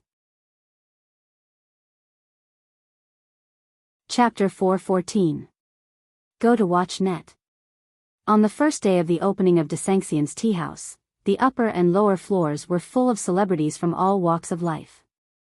There were business beauties like Yin Mengfan and Chao Kefi, film and television stars like Lu Feier, senior political officials like Li Yuanhua, and billionaires like Shen Wankai. Go to watch net. With so many people gathered together and their eyes fixed on one place, Li Yundong was going to fight in public in front of so many celebrities. It would be a lie to say that he was not nervous at all. At present, Zhang Ling said it politely and said that it was a trick in public, but in fact, this behavior was no different from challenging the dojo. If he lost, although the mortals around him could not see anything, the cultivation world would immediately spread the news. On the first day of opening, he had failed in a battle. This was tantamount to being slapped in the face in public, which was a great shame. Li Yundong knew that he absolutely could not lose, and there was no way out. However, he had only cultivated for a little more than half a year. In private, one-on-one battles, his strength was extremely tyrannical, and there were few cultivators of the younger generation who could match him. However, fighting in public was different from fighting in private. Li Yundong's cultivation time was still short, so how could he know the mystery of fighting in public? He was secretly a little vigilant and awe-inspiring, but he heard Zhang Ling say in a clear voice, Li Yundong and I will do a little trick. Please watch carefully. As she said that, she pointed at the big teapot and said, Just now, everyone saw that there is a small teacup in the big teapot. What I'm going to do is to make the teacup disappear without getting close to the teapot. And what Li Yundong needs to do is to find a way to change the teacup back. If he can change it back, I lose. If he can't, I win. As soon as she said this, the people upstairs and downstairs were suddenly surprised and whispered to each other with great interest, This trick is a little interesting. If you don't get close, how can it disappear? Could it be that there's nothing inside? That's impossible. Didn't Shen Wankai see it just now? No one approached it just now. Lu Feier also asked curiously, Sister Chao, if you don't get close, how can the teacup inside disappear? Chao Kefi also frowned and shook her head. I don't know. If I knew, I would have gone to the Spring Festival Gala. Yin Mengfan said in a low voice, don't say any more. Just watch. Who knows if it will disappear. After hearing Zhang Ling's words, Li Yundong was also surprised and thought to himself, what kind of fight is this? Wasn't this just like magic? It was really a magic trick? Just as he was wondering, Zhang Ling flicked her horsetail whisk and threw out a talisman. The talisman had strange patterns drawn on it. It hung in the air without moving or falling. After a while, it slowly burned to ashes. At this time, the people who were watching the show outside the arena were surprised and sighed. The corners of Zhang Ling's mouth curled up, revealing a hint of pride. She flicked her horsetail whisk over the teapot and said, I've already taken the teacups inside. The crowd exclaimed, and many people hurriedly asked, President Shen, quickly check if the teacup is still there. Only then did Shen Wankai come to his senses. He walked over to the teapot, opened the lid, and looked inside. At this time, Shen Yu, Shen Hui, Lu Fei, Chao Kefi, and the others, who were closer to the table, also unconsciously stretched out their heads and looked into the teapot. When they saw it, they were stunned. The teapot was empty. Not to mention the teacup, there was not even a hair. They stared blankly and said in a daze, it's gone. The teacup is gone. The crowd suddenly burst into an uproar and said one after another, no way. Let me see. At this time, although many people upstairs were high-ranking officials and celebrities, they couldn't hold back at this time. They rushed downstairs and looked at the teapot. Only then did they believe it. They all looked at Zhang Ling with their eyes wide open, shook their heads secretly, and marveled, incredible, it's really amazing. How did you do it? However, Zhang Ling lowered her eyes, as if she hadn't seen them at all. She remained silent. These people who had asked questions had no choice but to return to their seats and whisper to each other. For a time, there was a lot of noise upstairs and downstairs. Most of them were discussing how Zhang Ling had made the teacup in the teapot disappear. At this time, Li Yundong was also dumbfounded. He had only cultivated for a short time, so he didn't understand what was going on at all. He cursed in his heart and thought, damn it, I don't even understand it. How can I fight with her later? Where did she put the teacup? How would I know? Not only him, but Su Chan and the members of the Fox Zen school were also staring blankly and helpless. Su Chan had been cultivating since she was a child, so she hadn't seen any clues, let alone Zhou Qin. She was secretly anxious and kept looking at Li Yundong. Even Wan Hongling, who came from a famous righteous sect, didn't understand the mystery at all. She frowned and said to Ziyuan via voice transmission, Sister Ziyuan, what's going on? Why can't I understand it? At this time, Ziyuan secretly frowned and also said via voice transmission, it's normal. Those who dare to fight in public and are not afraid of ordinary people seeing through the mystery are all top cultivators. Their techniques and magic are extremely magical. Not to mention you, even I don't understand it. As she spoke, her heart suddenly moved. She looked at the talisman that was still hanging in the air. With this look, a smile suddenly appeared on the corner of her mouth. Ziyuan quickly sent a voice transmission to Li Yundong and said, Li Yundong, the talisman in front of you is the goddess Nyan seal, which is also the invisibility talisman. Just now, Zhang Ling must have released her yang spirit and used the invisibility talisman to hide it from the world. At the moment when the yang spirit took the teacup out of the teapot, the yang spirit turned into Yin spirit, passed through the teapot, and took the teacup. You saw Zhang Ling flick her horsetail whisk just now to attract the attention of the people around her and cover up the moment when the teacup was taken out. Li Yundong suddenly understood. Just as he was about to turn his head and speak to Ziyuan, he heard her voice transmission again. Don't turn your head, or it will be regarded as cheating. In a moment, you release the yang spirit, and I will release the goddess Nyan seal. Then, you use the yang spirit to hit the talisman floating in front of Zhang Ling. Once the talisman is destroyed, her yang spirit will definitely be exposed, and she will have to take it back. Once the yang spirit is taken back, the teacup will automatically appear. After hearing Zi Yuan's words, Li Yundong nodded very slightly, indicating that he had understood. At this time, Zi Yuan said via voice transmission, "I will count to 3, and we will do it at the same time. In a while, I will stick the talisman on your sleeve. The moment you release the yang spirit, you will throw out the talisman and stick it on the yang spirit." At this time, Zi Yuan stood behind Li Yundong. With a flip of her 5 fingers, she took out a talisman from her sleeve. Using Li Yundong's figure as a cover, she quickly drew a goddess Nyan seal, and then she said via voice transmission, 1, 2, 3. When she counted to 3, Li Yundong instantly released his yang spirit. At the same time, Zi Yuan quickly stuck the talisman on Li Yundong's sleeve. Li Yundong swung his arm at the same time, and the talisman immediately hung in front of him, just hanging on his yang spirit. Li Yundong and Zi Yuan had an excellent tacit understanding. It was almost as if one person was casting magic. At this time, no one upstairs and downstairs could see any flaws. They only felt that Li Yundong's body shook slightly, and then he also threw out a talisman like Zhongling. It was also suspended in the air and did not fall to the ground. After a while, it was burned to ashes. Although they saw that Li Yundong's technique was the same as Zhongling's, they were all excited and wanted to see how Li Yundong would change the teacup back. Only Zhongling secretly frowned and gave Zi Yuan, who was behind Li Yundong, a meaningful look.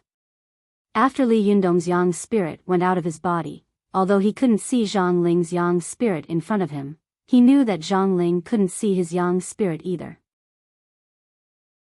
He secretly made a handprint, a fixed fundamental mudra, and suddenly chopped toward Zhongling. Li Yundong's invisible yang spirit made a mahamudra, and everyone felt a sudden movement in the air. Then, there was a sudden loud bang in the tea house, as if someone's palms had hit each other, causing the air to tremble.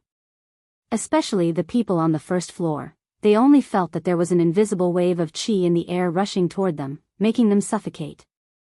Li Yundong's mahamudra was blocked, and he immediately became spirited, because he knew that Zhongling's yang spirit was really in front of him, as Zi Yuan had said.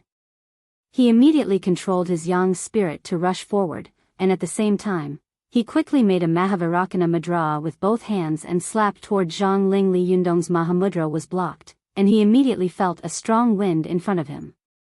When the two forces intersected, Li Yundong vaguely saw a woman in gorgeous clothes standing in front of him. He couldn't see the woman's appearance clearly, but Li Yundong could clearly feel that the belt on her body was like a steel whip and iron chain, whipping toward his yang spirit body. Li Yundong stepped back. After making a mahamudra, he immediately blocked the direction of the strong wind with both hands. With this block, the yang spirits of the two people suddenly came into contact, and both of them instantly saw each other's yang spirits. Li Yundong was shocked. He thought that both of their yang spirits had been exposed. His heart trembled, and his yang spirit was also affected. He hesitated for a moment.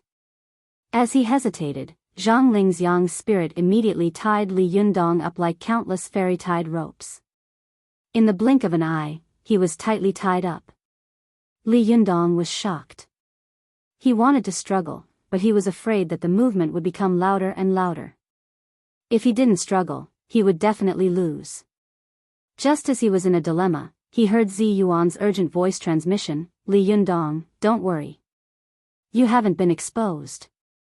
When the two Nyan goddess seals touch each other, they will offset each other's invisibility, but this is only for two cultivators with Nyan goddess seals. Others can't see it. Hurry up and run outside. This place is narrow, and it's suitable for Zhongling, not for you." When Li Yundong heard this, he immediately had an idea. He immediately used his yang spirit strength and rushed out of the door like a violent bull. Zhongling's yang spirit, who was tied up by Li Yundong's belt, was also forcibly dragged out, and the two of them flew into the air. As soon as Li Yundong flew into the air, he was like a dragon swimming in the sea and a tiger entering the mountains. He no longer had any scruples. With a loud shout, his Jinshi surged out, and his yang spirit body rapidly and violently expanded. In just a moment, he had become an iron arhat more than 3 meters tall.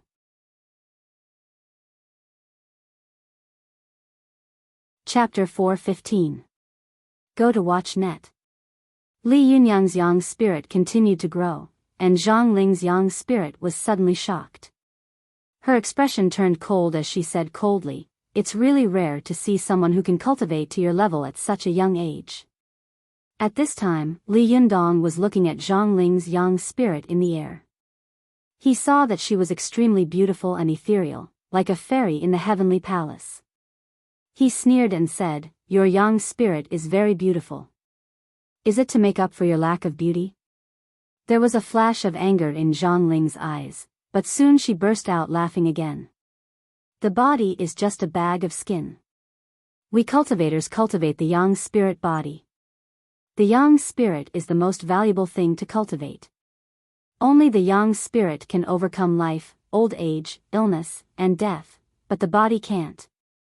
Li Yundong, you've made such a big name for yourself, but you can't see through this? What's so good about this stinky body of mine? Moreover, the yang spirit body represents your original God spirit, and it was not deliberately created by me. If you don't even understand this, how can you cultivate?" Zhang Ling shouted, "My original deity is the fairy of the 9th heaven. Li Yundong, you are no match for me. Surrender." After saying that, Zhang Ling's quintessential essence surged and his body shook slightly. After a while, he split from 1 person to 2, and then from 2 to 4. Watch net. 7 KOM. Li Yundong was shocked. He saw Zhang Ling's yang spirit attacking from all directions. It was difficult for his 2 fists to fight against 4 hands. For a moment, it was difficult for him to defend himself and he was exhausted. "Damn it, what kind of spell is this? If you have the ability, fight me one-on-one." Li Yundong gritted his teeth and roared loudly. Zhang Ling controlled her 4 doppelgangers and beat Li Yundong until he had no room to fight back. She laughed and said, "Li Yundong, the Shintong magic of our Zhengyi school is mysterious and can change at will. How can a beginner like you understand it?" He suddenly remembered that when he had just cultivated to the Yangshan phase and the Yangshan had left his body, he and Su Chan had been laughing and playing in the room. He had changed from a child to a teenager, and then to a young man. He had changed as he pleased. It could be said that he could become as big as he wanted, as long as his Jinshi could support it. At this moment, Li Yundong suddenly felt as if a door in his mind had been pushed open by someone, and he had entered a new world. Things that he hadn't understood in the past suddenly became clear to him. When Li Yundong first started cultivating, he had always felt that cultivation was very unreliable, because the purpose of cultivators was to get rid of old age, illness, and death. They wanted to jump out of the inevitable laws of nature and reach the realm of immortality. However, the more cultivation books he read, the more he found that almost no cultivator's body was immortal. Whether it was Wang Chongyang, the founder of the Chuanjin dragon sect, or Sun Lutang, who had obtained it during the Republic of China, their deaths were all recorded in history, especially Wang Chongyang. After his death, his body had been dug up and abandoned in the wilderness. In Li Yundong's opinion, since such a cultivator couldn't escape death, what was the use of cultivating? But now, this question made Li Yundong suddenly see the light. Although Zhang Ling had reprimanded Li Yundong just now, her words had revealed a secret of the cultivation world. The ultimate goal of cultivators was not to cultivate their bodies to the point of immortality, but to cultivate their yang spirit to the point of immortality. The physical body would die, but it was just a bag that carried the yang spirit, and the yang spirit was eternal. Li Yundong thought to himself, the yang spirit is a spirit body, and it can change at will. Since Zhang Ling can change into 4 and turn her yang spirit into the original god, why can't I?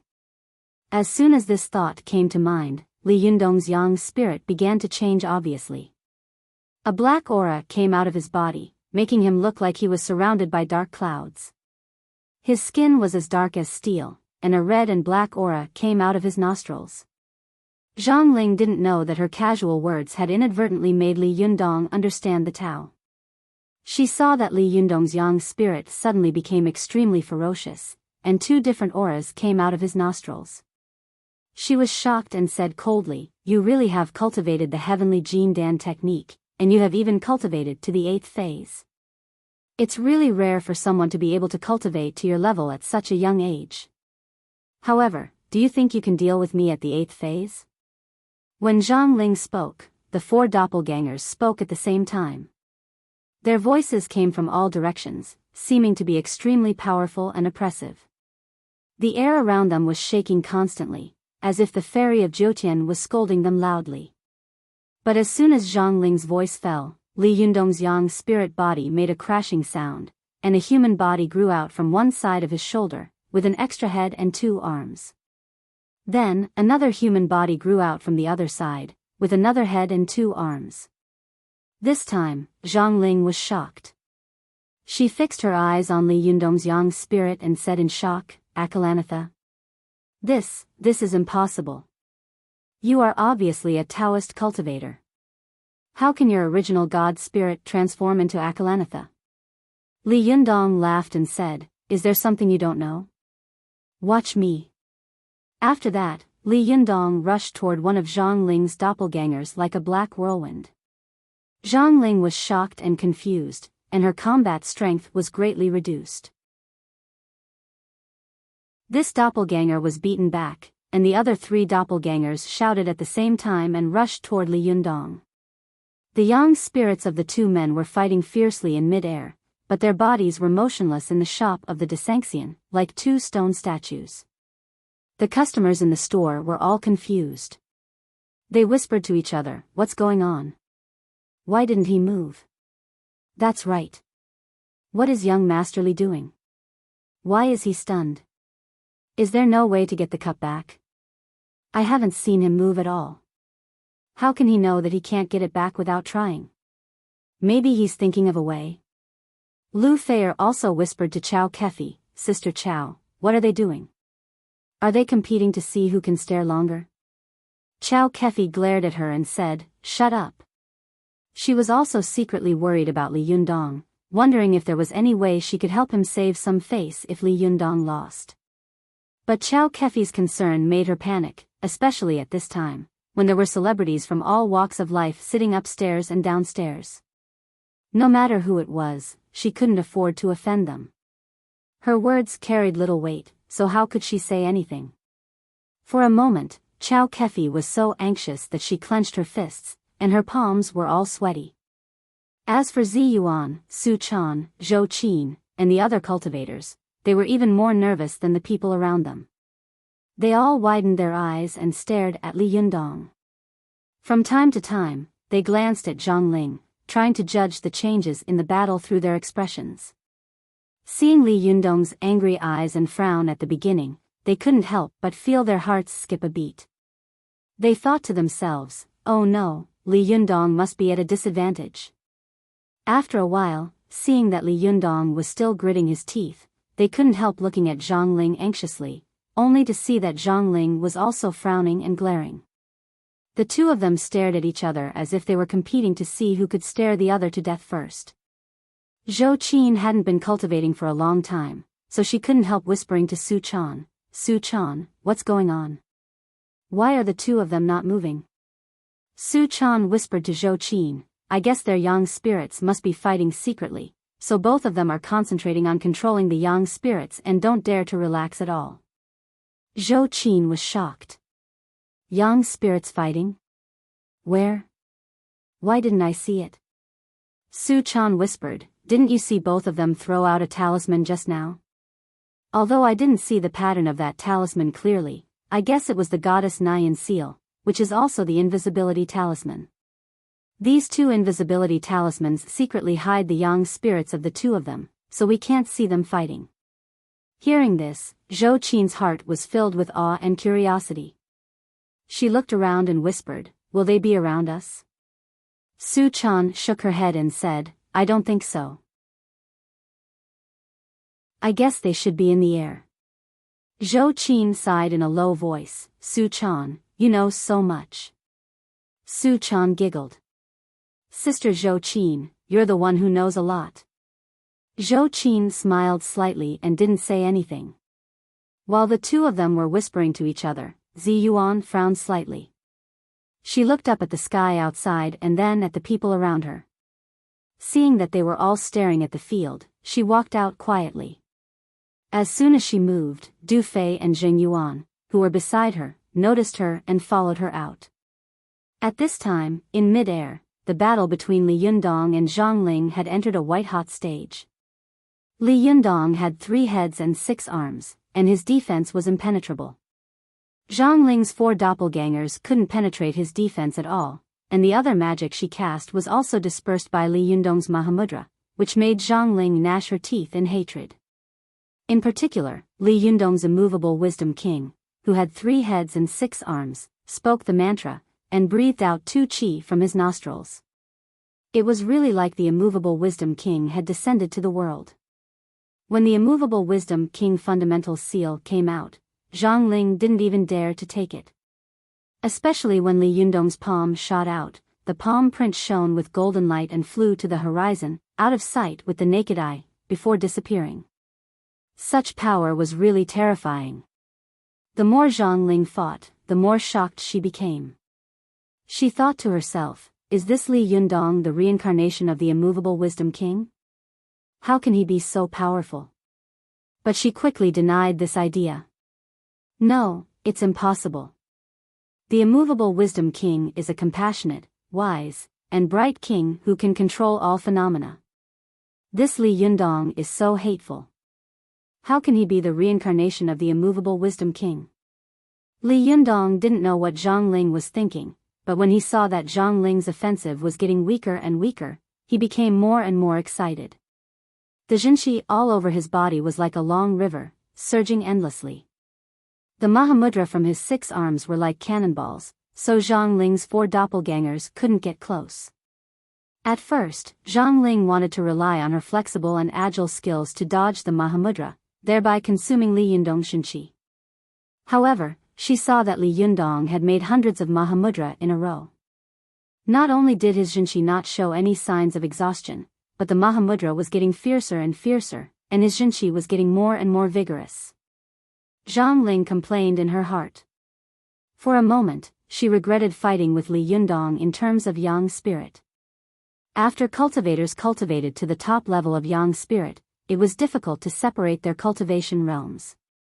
In terms of realm, Zhang Ling and Li Yundong were both at the top level of yang spirit.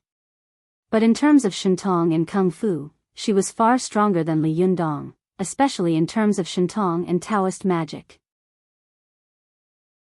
However, Zhang Ling was best at the Shintong of earth fire. She could take out the true fire from the 9 earths to fight with her opponent. This was her most powerful Kung Fu, especially when she used her unique skill to take out the Samadhi true fire from the 9 earths. It was a terrifying magic that could burn everything, and even the mantra Mahamudra could not disperse it. However, she was now fighting with Li Yundong in mid-air, and there was no place for her to borrow strength. She couldn't even use the Shintong of earth fire, and her other magic had been dispersed by Li Yundong one by one. She couldn't do anything to him at all. Zhang Ling was gritting her teeth in hatred. Her mind was distracted, and suddenly one of the yang spirits dodged a little slower and was caught by Li Yundong. Li Yundong's 6 arms grabbed Zhang Ling's doppelganger and pulled it hard, immediately tearing it apart. Zhang Ling's other 3 doppelgangers suddenly let out a shrill scream, and the doppelganger that had been torn apart by Li Yundong turned into a wisp of green smoke and escaped from Li Yundong's hands. It quickly gathered together and then returned to its original appearance. Zhang Ling roared in pain, "Li Yundong, how dare you hurt my yang spirit?" Li Yundong sneered and said, "If you don't admit defeat, I'll tear you apart until you can never recover. Let's see how much Jinqi you can waste." Zhang Ling roared, "You don't know the immensity of heaven and earth. How dare you be so arrogant?" Zhang Ling was so angry that she subconsciously wanted to fly back to the ground and use the 9 earths fire to fight with Li Yundong. But before she could move, she suddenly saw a large dark cloud floating in the sky. The dark clouds above their heads were rolling, and thunder and lightning were intertwined. Li Yundong and Zhang Ling were shocked at the same time. They both felt a pair of extremely terrifying and dignified eyes staring at them. Zhang Ling said angrily, "Li Yundong, you cheated. How dare you use such a dirty trick? Aren't you afraid of attracting heavenly thunder and hurting innocent people?" Li Yundong was also shocked and angry. "I didn't attract it. Do you think I'm crazy?" Zhang Ling was stunned. "If you didn't attract it, then who did? Could it be that someone is trying to reap the benefits?" Chapter 4:16. Go to watch net. Just as the two of them were in a state of bewilderment and guessing at each other, Zi Yuan suddenly appeared not far away from them. She said in a clear voice, "Stop guessing. Hurry up and go down. The Yang spirit is flying so high and fighting so fiercely. Are you afraid that heavenly thunder won't strike down?" Zhang Ling turned her head and sneered with an unkind look in her eyes. "Zi Yuan, it's really a pleasant surprise that our Jingyi school has a traitor like you." Li Yundong also snorted. "The winner hasn't been decided yet. What if this guy goes back on his word?" Zhang Ling said angrily, "Li Yundong, in terms of age, I'm older than your parents. In terms of seniority, I'm several generations older than you. How dare you humiliate me like this?" Li Yundong also said angrily, "Since you are older, why did you allow your disciple to provoke and humiliate Zi Yuan again and again? Is this how you righteous sects do things? Come. We won't rest until we determine a victor today. Let's see if the heavenly lightning strikes you or me." Zhang Ling was extremely angry. She was about to fight with him again when she saw Zhou Ping, Du Fei, Jing Yuan, and the others flying up. Watch net. 7 KOM. As soon as Zhou Ping saw Zi Yuan, she shouted, "Do you want to bully us with numbers?" Li Yundong sneered, "Do you think we are like you?" Zhou Ping was so angry that she was about to refute.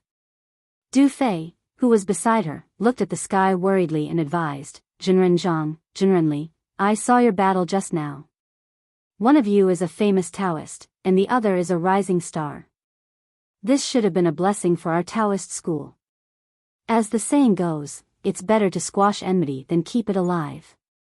Moreover, it's a bit unethical to fight under the dark clouds of rolling thunder. I think it's better to stop for the time being." Zheng Yuan also stroked his beard and said with a compassionate expression, "Jinren Du is right. I think there's something fishy about this heavenly lightning. Let's give up for now." Li Yundong said flatly, "No, you ruined my tea house on the first day of its opening.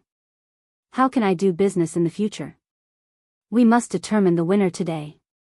Zhang Ling also sneered and said, "Good, I want to see how capable you are, Akalanatha." Seeing that the two of them were about to fight again, the people next to them suddenly became anxious. Zi Yuan advised, "Since there is a notary, why don't we let him decide who wins and who loses?"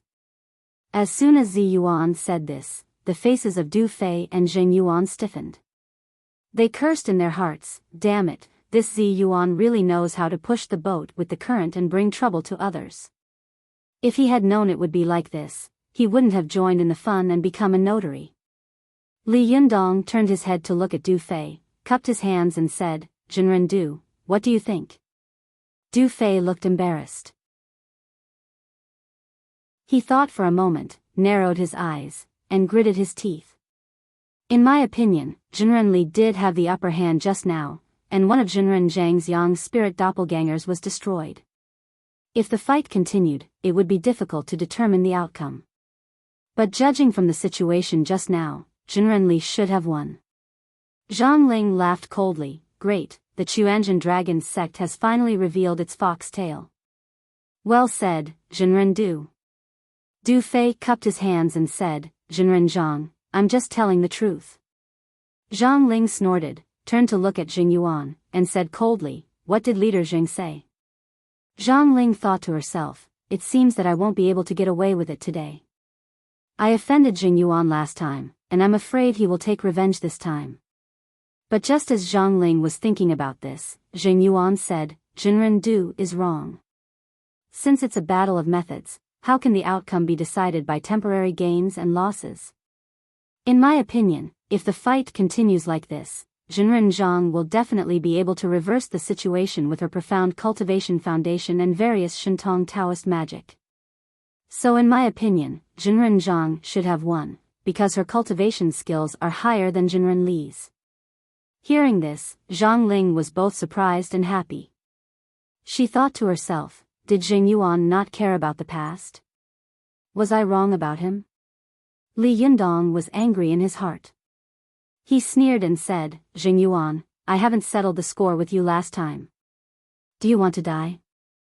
A glimmer of light flashed in Zheng Yuan's eyes. His face didn't change. He slowly stroked his beard and said, Jinren Li, what do you mean? I don't understand. I'm just speaking frankly. You can ask the others. In terms of cultivation, who is higher? You or Jinren Zhang? Li Yundong said angrily, will the one with a higher cultivation win? In that case, it shouldn't have been Wu Hao and LV Fengping who died at the foot of the Himalayas, but me. Zheng Yuan suddenly became furious and said with a ferocious face, Li Yundong, what did you say? Li Yundong's words had pierced Zheng Yuan's heart.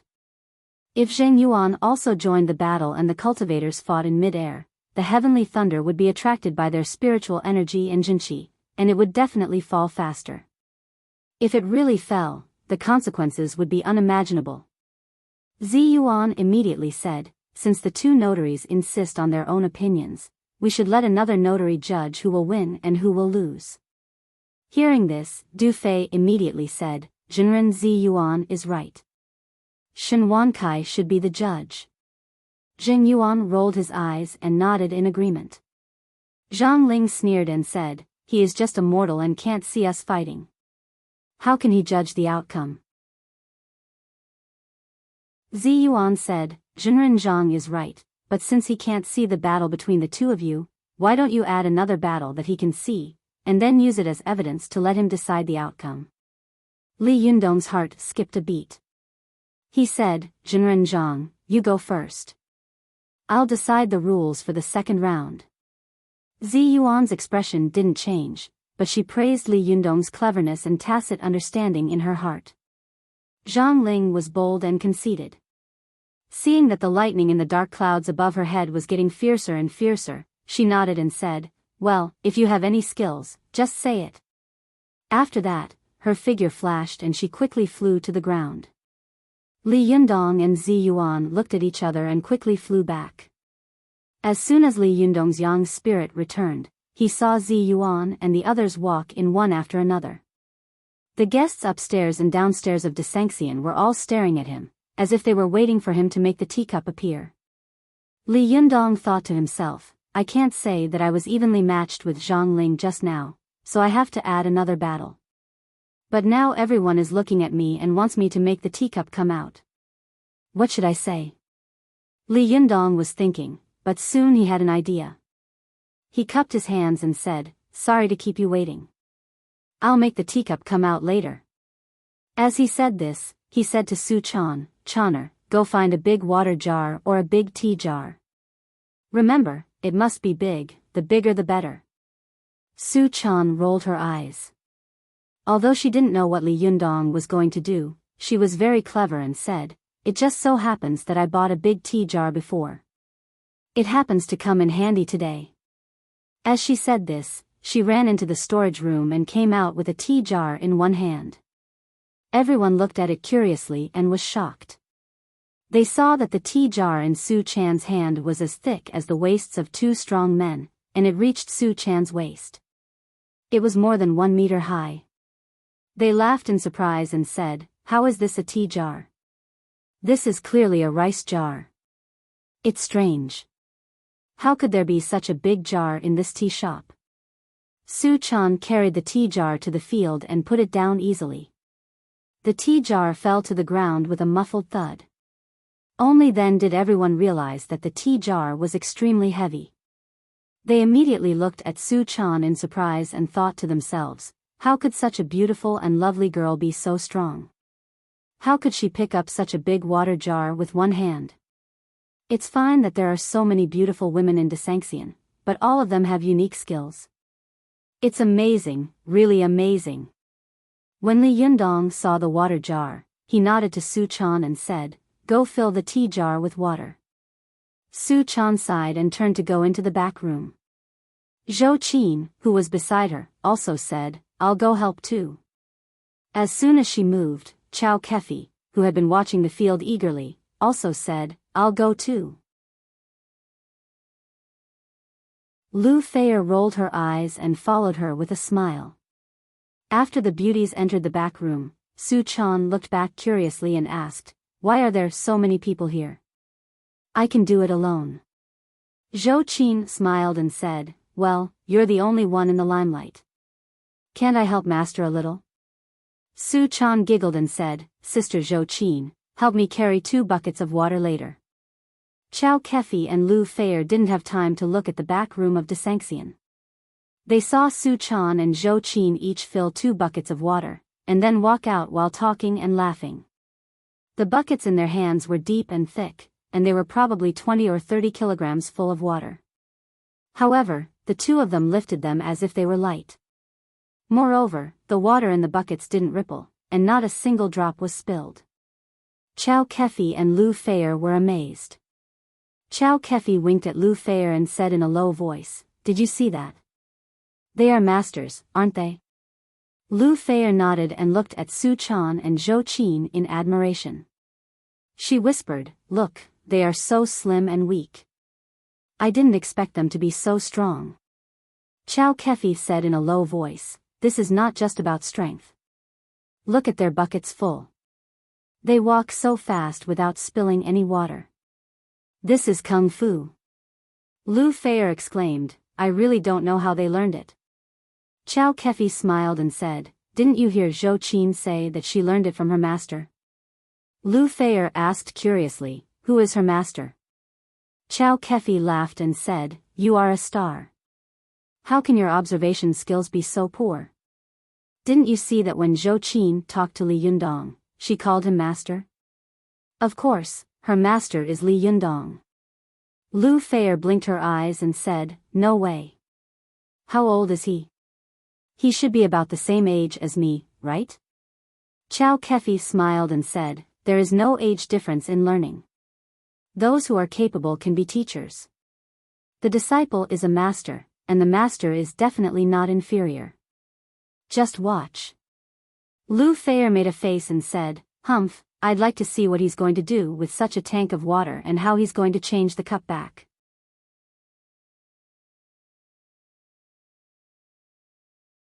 Chapter 417. Go to Watch Network. At this time, the guests upstairs and downstairs of Desanxian saw Su Chan and Zhou Qin come out with 2 large buckets and fill the huge teapot at once. Go to Canwang. 7 K.O.M. Li Yundong stood next to the water jar and said in a clear voice, everyone, watch carefully. Just now, Zhang Ling performed a little trick of making the cup in the teapot disappear without getting close to it. Now I will show you a little trick of sucking up all the water in the teapot without touching it.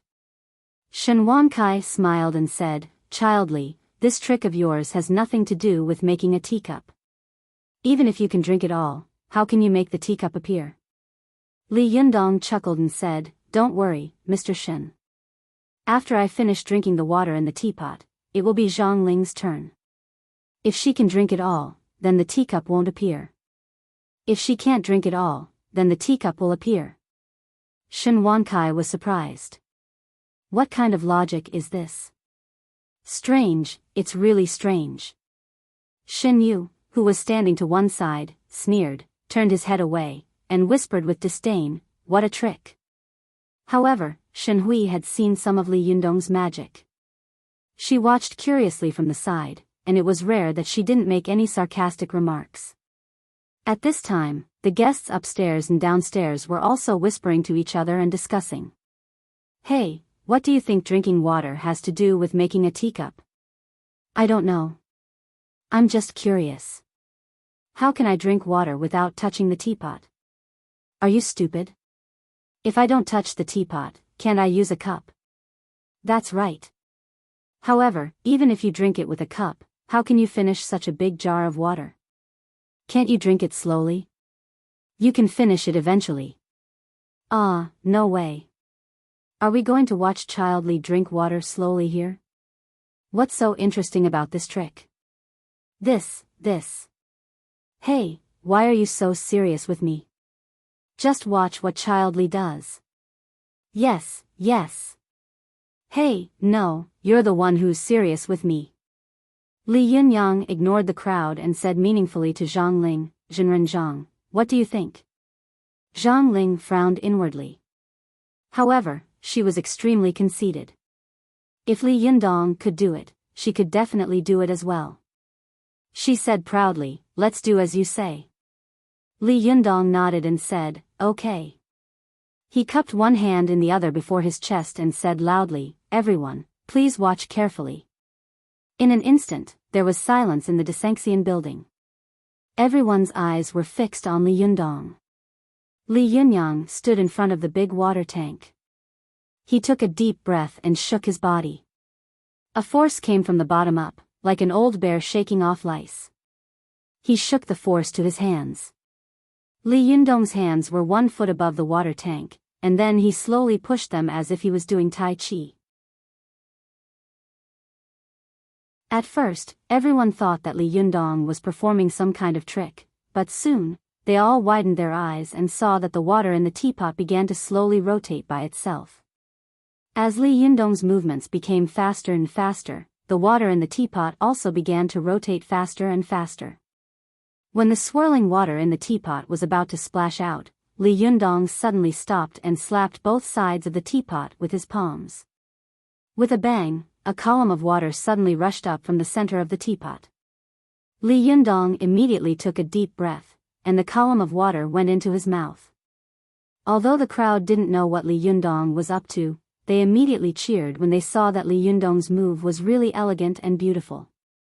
At first, their cheers were a little intermittent, but soon they found that Li Yundong's mouth did not stop sucking water. The water in the water tank was rapidly decreasing, and in a short time, the water level had dropped by 2 fingers. Li Yundong's breath seemed to be extremely long, and he had been sucking for a minute without stopping. At this time, the people upstairs and downstairs were all shocked. They stood up one after another and looked at Li Yundong with their eyes wide open. One by one, they cheered and applauded like thunder. At this time, Li Yundong's aura and Jinshi had surged to an incredible level. White steam was rising from the top of his head, and his clothes were fluttering without any wind. He was like an immortal descending to the world. The crowd watched for a while. 2 minutes later, Li Yundong's breath was still not stopped, and he had already sucked half of the water in the water tank. At this time, they were all so shocked that they even forgot to applaud and cheer. They just looked at Li Yundong with their mouths agape and thought, is he still human? How did he do it? His mouth is more than 2 feet away from the water tank. How did he suck the water up? How could he breathe for so long without stopping? This half a tank of water should be at least 20 liters. How could he suck it all in one breath? Can he drink it? At this time, the expressions of Zhou Ping and Zhang Ling also changed slightly, and they looked at Li Yundong in horror. As cultivators, they naturally knew that Li Yundong was relying on his incomparably powerful and condensed jinshi to absorb the water in the tank in the air. It was not difficult to do this, but it was difficult to hold on for such a long time. Seeing her master's ugly expression, Zhou Ping forced a smile and said, he won't be able to hold on for long. Zhang Ling snorted and didn't say anything. But another minute passed, and Li Yundong's breath was still there. At this time, everyone looked at Li Yundong and felt that he should have suffocated to death, but Li Yundong was still sucking the water in the tank.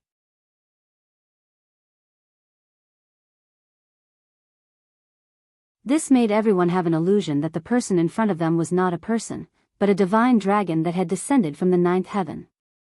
At this time, everyone upstairs and downstairs of Desanxian was shocked. Not only had they never seen anyone who could absorb water in the air, but they had also seen someone who could drink more than half of a vat of water in one breath. Moreover, even if they did not do these two things, they had never heard of anyone who could take a breath for 2 minutes without stopping. In the eyes of ordinary people, Li Yundong's continuous breathing for 2 minutes was simply not something that a human could do.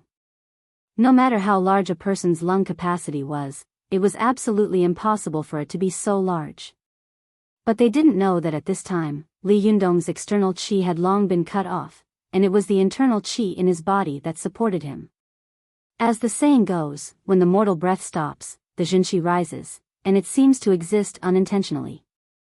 It was his powerful Niden that was driving Li Yundong's qi. The Niden in his body was rotating at an astonishing speed, thus driving the Jinqi in his body to flow out continuously. Most people's Niden belonged to the fire attribute, but Li Yundong's Niden had been refined by the power of thunder and lightning when he had built the Zhuji phase in the Himalayas. It was born with the attribute of thunder and lightning, so it could be called a thunderfire Niden. Thunder originated from water, and fire could quickly evaporate and dissolve water into steam. Therefore, the water that Li Yundong had absorbed into his body was quickly dissolved by his Niden into a large amount of water vapor, which then evaporated from the Baihui acupoint on the top of his head. After another minute, the water tank was about to be bottomed out. Everyone saw white steam rising from the top of Li Yundong's head. A white line rushed straight to the roof and quickly spread out and rolled, like 3 mist flowers. It was as if 3 flowers had gathered above one's head. In the mist, Li Yundong's clothes and black hair fluttered without any wind. He was really like an immortal with great magical power, which was awe-inspiring. After an unknown period of time, Li Yundong suddenly sucked up the last drop of water in the water tank. Only then did everyone let out a sigh of relief. It was as if the past few minutes had been as long as centuries. They all looked at Li Yundong in a daze and couldn't say a word, as if what had just happened had exceeded their imagination. The shop of Desanxian was so silent that one could hear a pin drop. Li Yundong didn't touch the tank and sucked up all the water in it. His stomach didn't bulge, and his body didn't look cumbersome or heavy at all. He lifted the water tank with one hand and turned it upside down. Then he turned it around and showed it to the people around him, showing them that there was no drop of water left in the tank. At this time, people seemed to wake up from a dream and let out an earth-shattering cheer. The sound almost lifted the roof. The celebrities sitting on the second floor were so excited that they applauded like thunder. They whispered to each other, "This is incredible. This is not a trick. This is obviously an immortal. Immortal, this is definitely an immortal." Someone else shouted, "Immortally, one more." Lu Feier was so excited that her little hands turned red, but she didn't know it. Chow Kefi was still able to control herself. She applauded elegantly and politely, but her elbow was hitting Lu Feier hard, and she kept saying, "How is it? Is it a master? Is it a master?" Lu Feier admired Li Yundong to the extreme in her heart and kept applauding, but she was a little unconvinced by Chow Kefi and said, "The teacup hasn't come out yet." Yin Mengfan looked at Li Yundong strangely, and from time to time, she looked at Shen Wankai, Shen Yu, and Shen Hui, who were so shocked that they couldn't speak. There was a thoughtful look in her eyes. Su Chan, Ziyuan, Zhou Qin, and the others also looked at each other with strong joy and admiration in their eyes. They were all knowledgeable people, and they knew how terrifying it was for Li Yundong to be able to do this. Not only them, but even Zheng Yuan and Du Fei looked at Li Yundong with a complicated look on their faces. Ding Nan also looked at Li Yundong in shock, and there was a strong sense of worship and admiration in her eyes. Although Zhou Ping had seen Li Yundong's ability several times, Li Yundong's move today made her hair stand on end. She naturally knew how strong and condensed Jinqi was to be able to do this. How terrifying and powerful was his Niden to be able to break down so much water in an instant. Zhou Ping glanced at her master uneasily, only to see Zhang Ling staring at Li Yundong with an extremely ugly expression. She didn't say a word. After a long time, she narrowed her eyes slightly, as if she had made a major decision. Li Yundong turned around to let everyone see that there was indeed no water left in the water jar. He turned around and was about to speak to Zhang Ling, but suddenly, a teacup fell from the air. The speed at which the teacup fell was so fast that it almost seemed that someone had deliberately thrown it to the ground in exasperation. Li Yundong was quick to react. His body spun like a top, and he put the teacup on the ground with one hand. He lowered his other hand, like a monkey fishing for the moon. His wrist turned softly, and his palm caught the teacup firmly. Everyone saw a flash of white light, and an object shaped like a teacup quickly fell from midair. Then, Li Yundong's body spun. When he stood up again, he was holding a teacup in one hand and standing proudly with the other behind his back. Li Yundong said loudly, "Everyone, please look. I've changed the teacup back." At this moment, everyone felt as if they were watching a Hollywood blockbuster. The ups and downs made them breathless. It was only at this moment that they could finally exhale all of their breaths, put down all the stones in their hearts, and cheered loudly. Li Yundong held the teacup high and said to Zheng Yuan and Du Fei, "Do you want to see if it's the original teacup?" Zheng Yuan and Du Fei were both shocked by Li Yundong's move just now and shook their heads. Li Yundong turned around again and said to Chen Wankai, "Mr. Shen, do you want to have a look?" Chen Wankai walked up trembling with excitement. He looked at Li Yundong as if he was looking at a living immortal. He held the teacup in Li Yundong's palm with both hands and looked at it carefully. Then he shouted, "Yes, yes, this is the teacup." Chen Wankai was extremely excited. He gave a thumbs up and said loudly, "I, Chen Wankai, have traveled all over the world and seen countless strange people, but Child Li, you are the most powerful one I have ever seen. I, Chen Wankai, am convinced." At this time, the outcome of the battle was self-evident. Zhang Ling snorted coldly.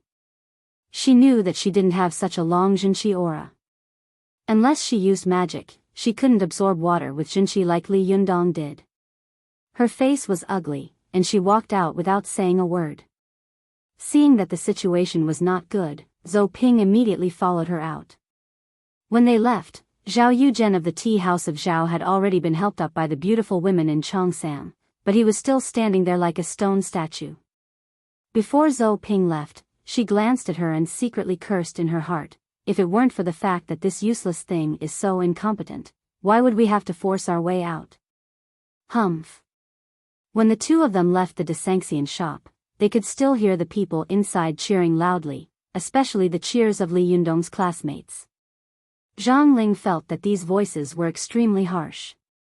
She said to Zhou Ping with a livid face, "No matter what means you use, you have to find a way to get the heavenly Jin Dan technique for me." Zhou Ping was stunned for a moment. "The heavenly Jin Dan technique?" Zhang Ling said angrily, "Are you deaf? If Li Yundong hadn't practiced the heavenly Jin Dan technique, how could his qi be so long and his Niden be so powerful? Now he is already so strong at the 8th stage. If he breaks through to the 9th stage in the future, will there still be a place for us in the world? Vote for recommendation. Previous page. Return to table of contents. Next page. Error report. If you like, please click here to add Keeping a Fox at Home to your bookshelf, so that you can read the latest chapters and updates of Keeping a Fox at Home in the future. If you have any suggestions or comments on Keeping a Fox at Home, please click here to express your personal views.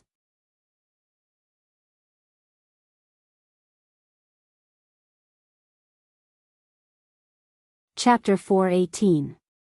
Go to watch net. As soon as Zhang Ling and Zhou Ping left, the people upstairs and downstairs of Desanxian fell into jubilation. Zheng Yuan, who had been against Li Yundong before, also cupped his hands and said to Li Yundong with a smile on his face, "Congratulations on the successful opening of Jinren Li's tea house."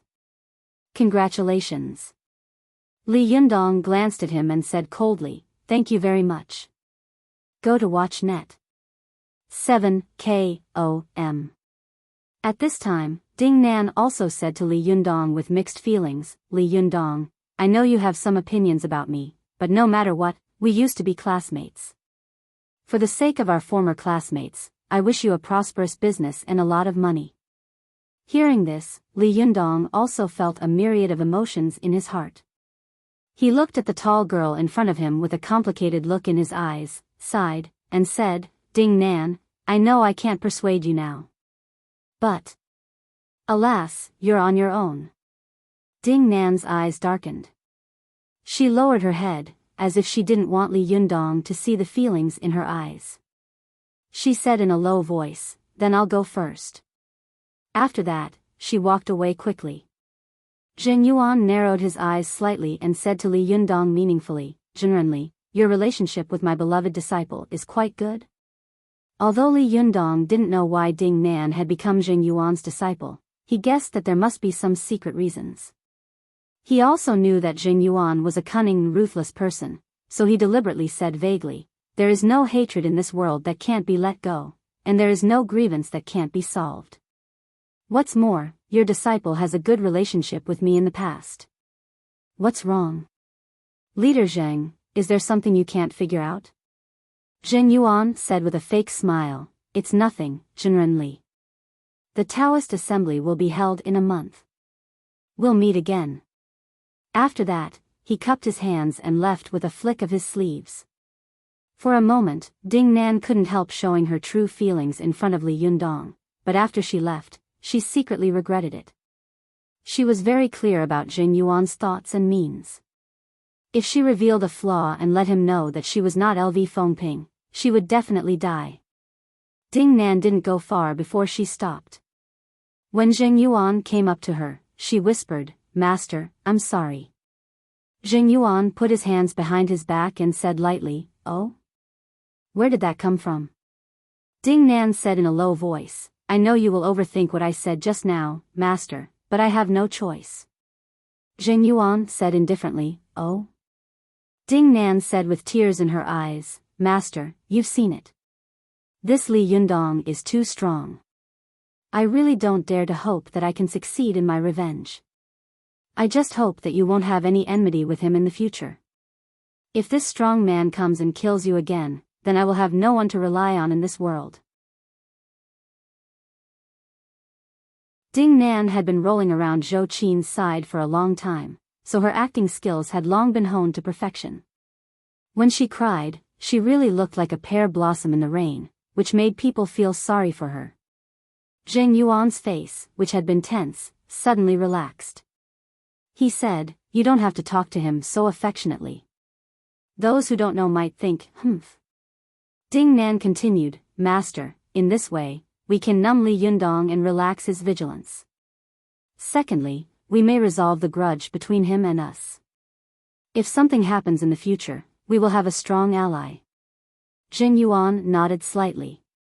"You're right. Li Yundong's cultivation speed is really terrifying. I have lived for so many years, but I have never seen such a powerful young man.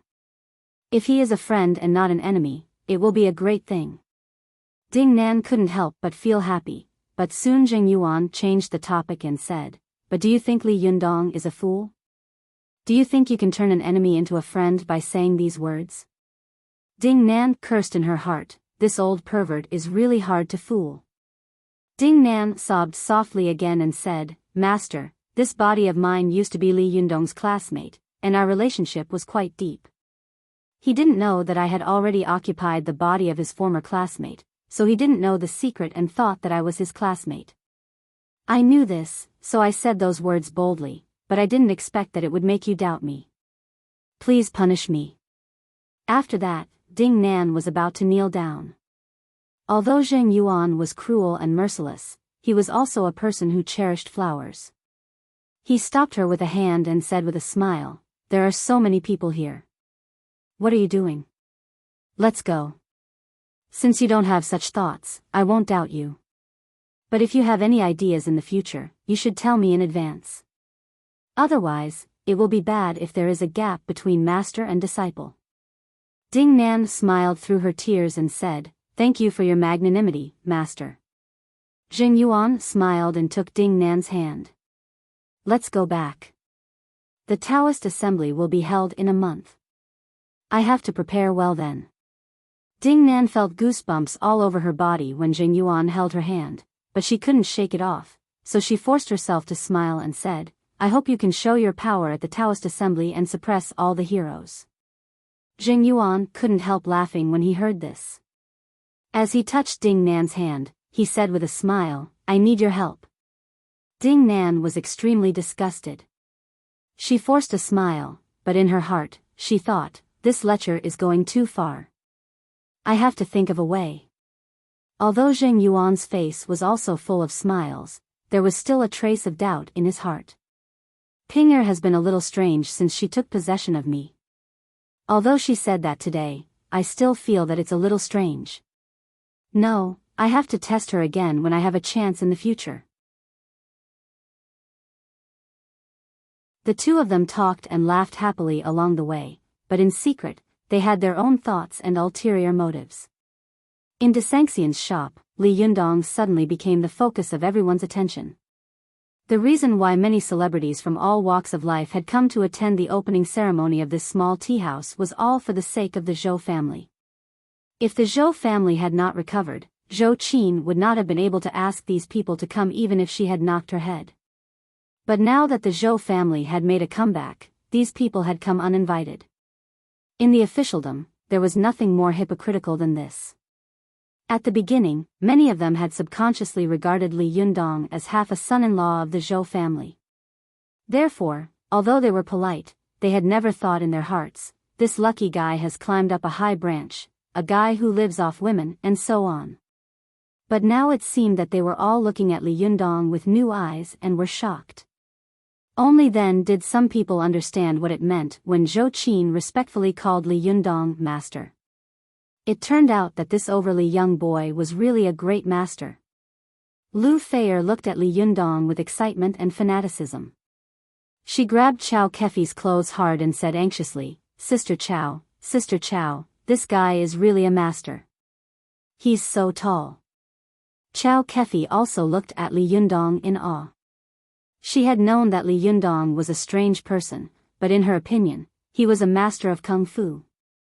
However, she hadn't expected that Li Yundong's kung fu would far exceed her expectations and imagination.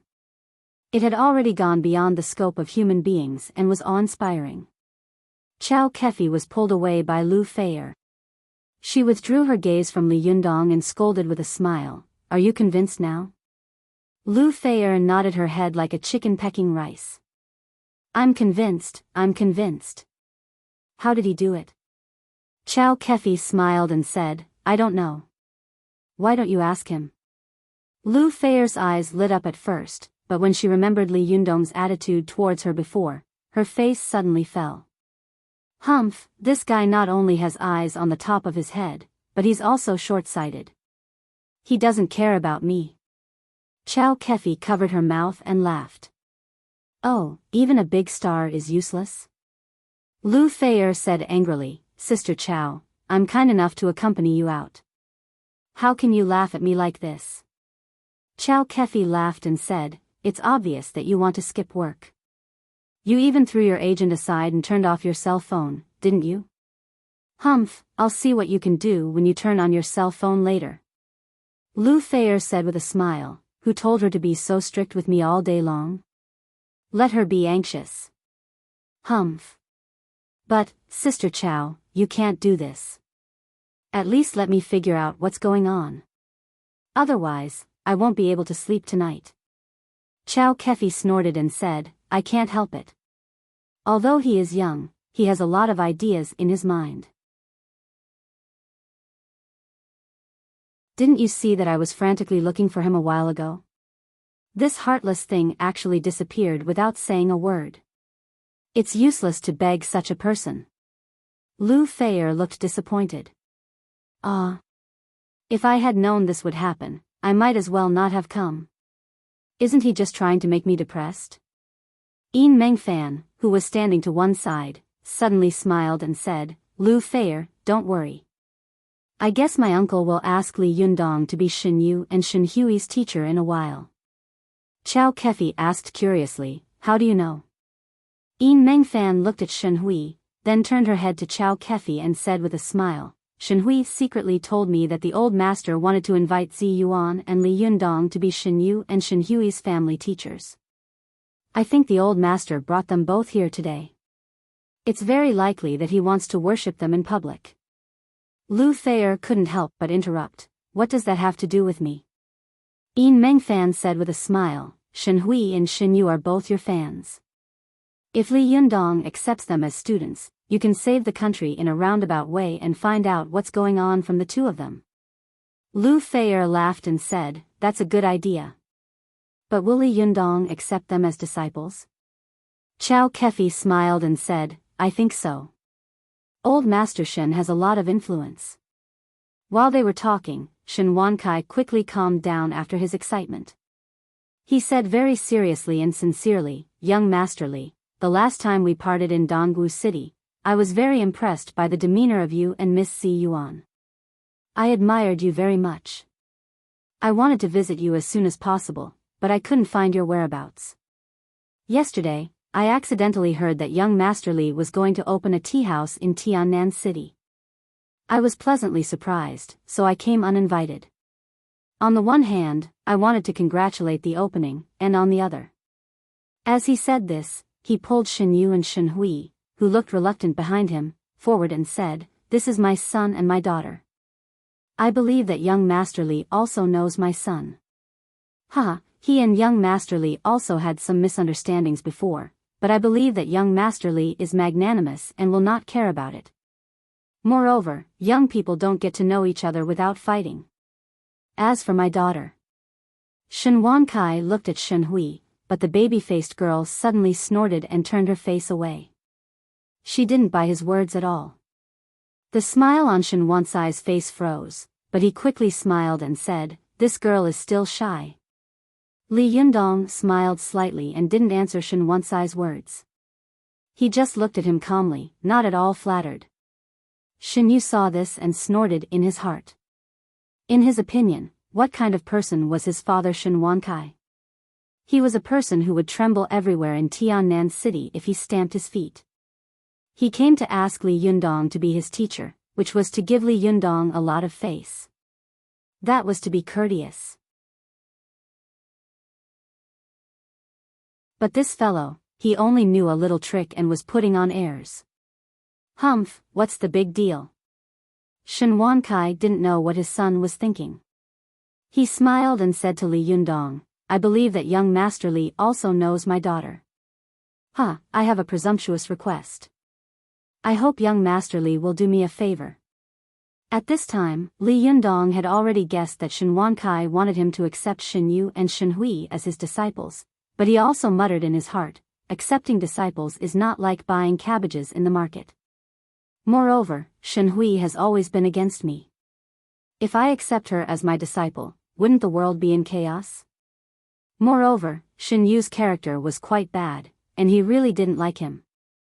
How could he accept him? But if he didn't accept him, Li Yundong didn't know how to make Shen Wankai step down. He hesitated for a moment and only hoped that Shen Wankai wouldn't say that he wanted to be his disciple. Shen Wankai then said, Young Master Li, can you accept my son and my daughter as your disciples? I don't want to learn anything else. I just want to be able to follow you and pour tea.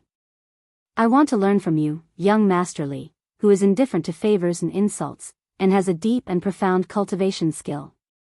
That's enough. Li Yundong smiled bitterly in his heart when he heard this. He thought to himself, sure enough, here it comes.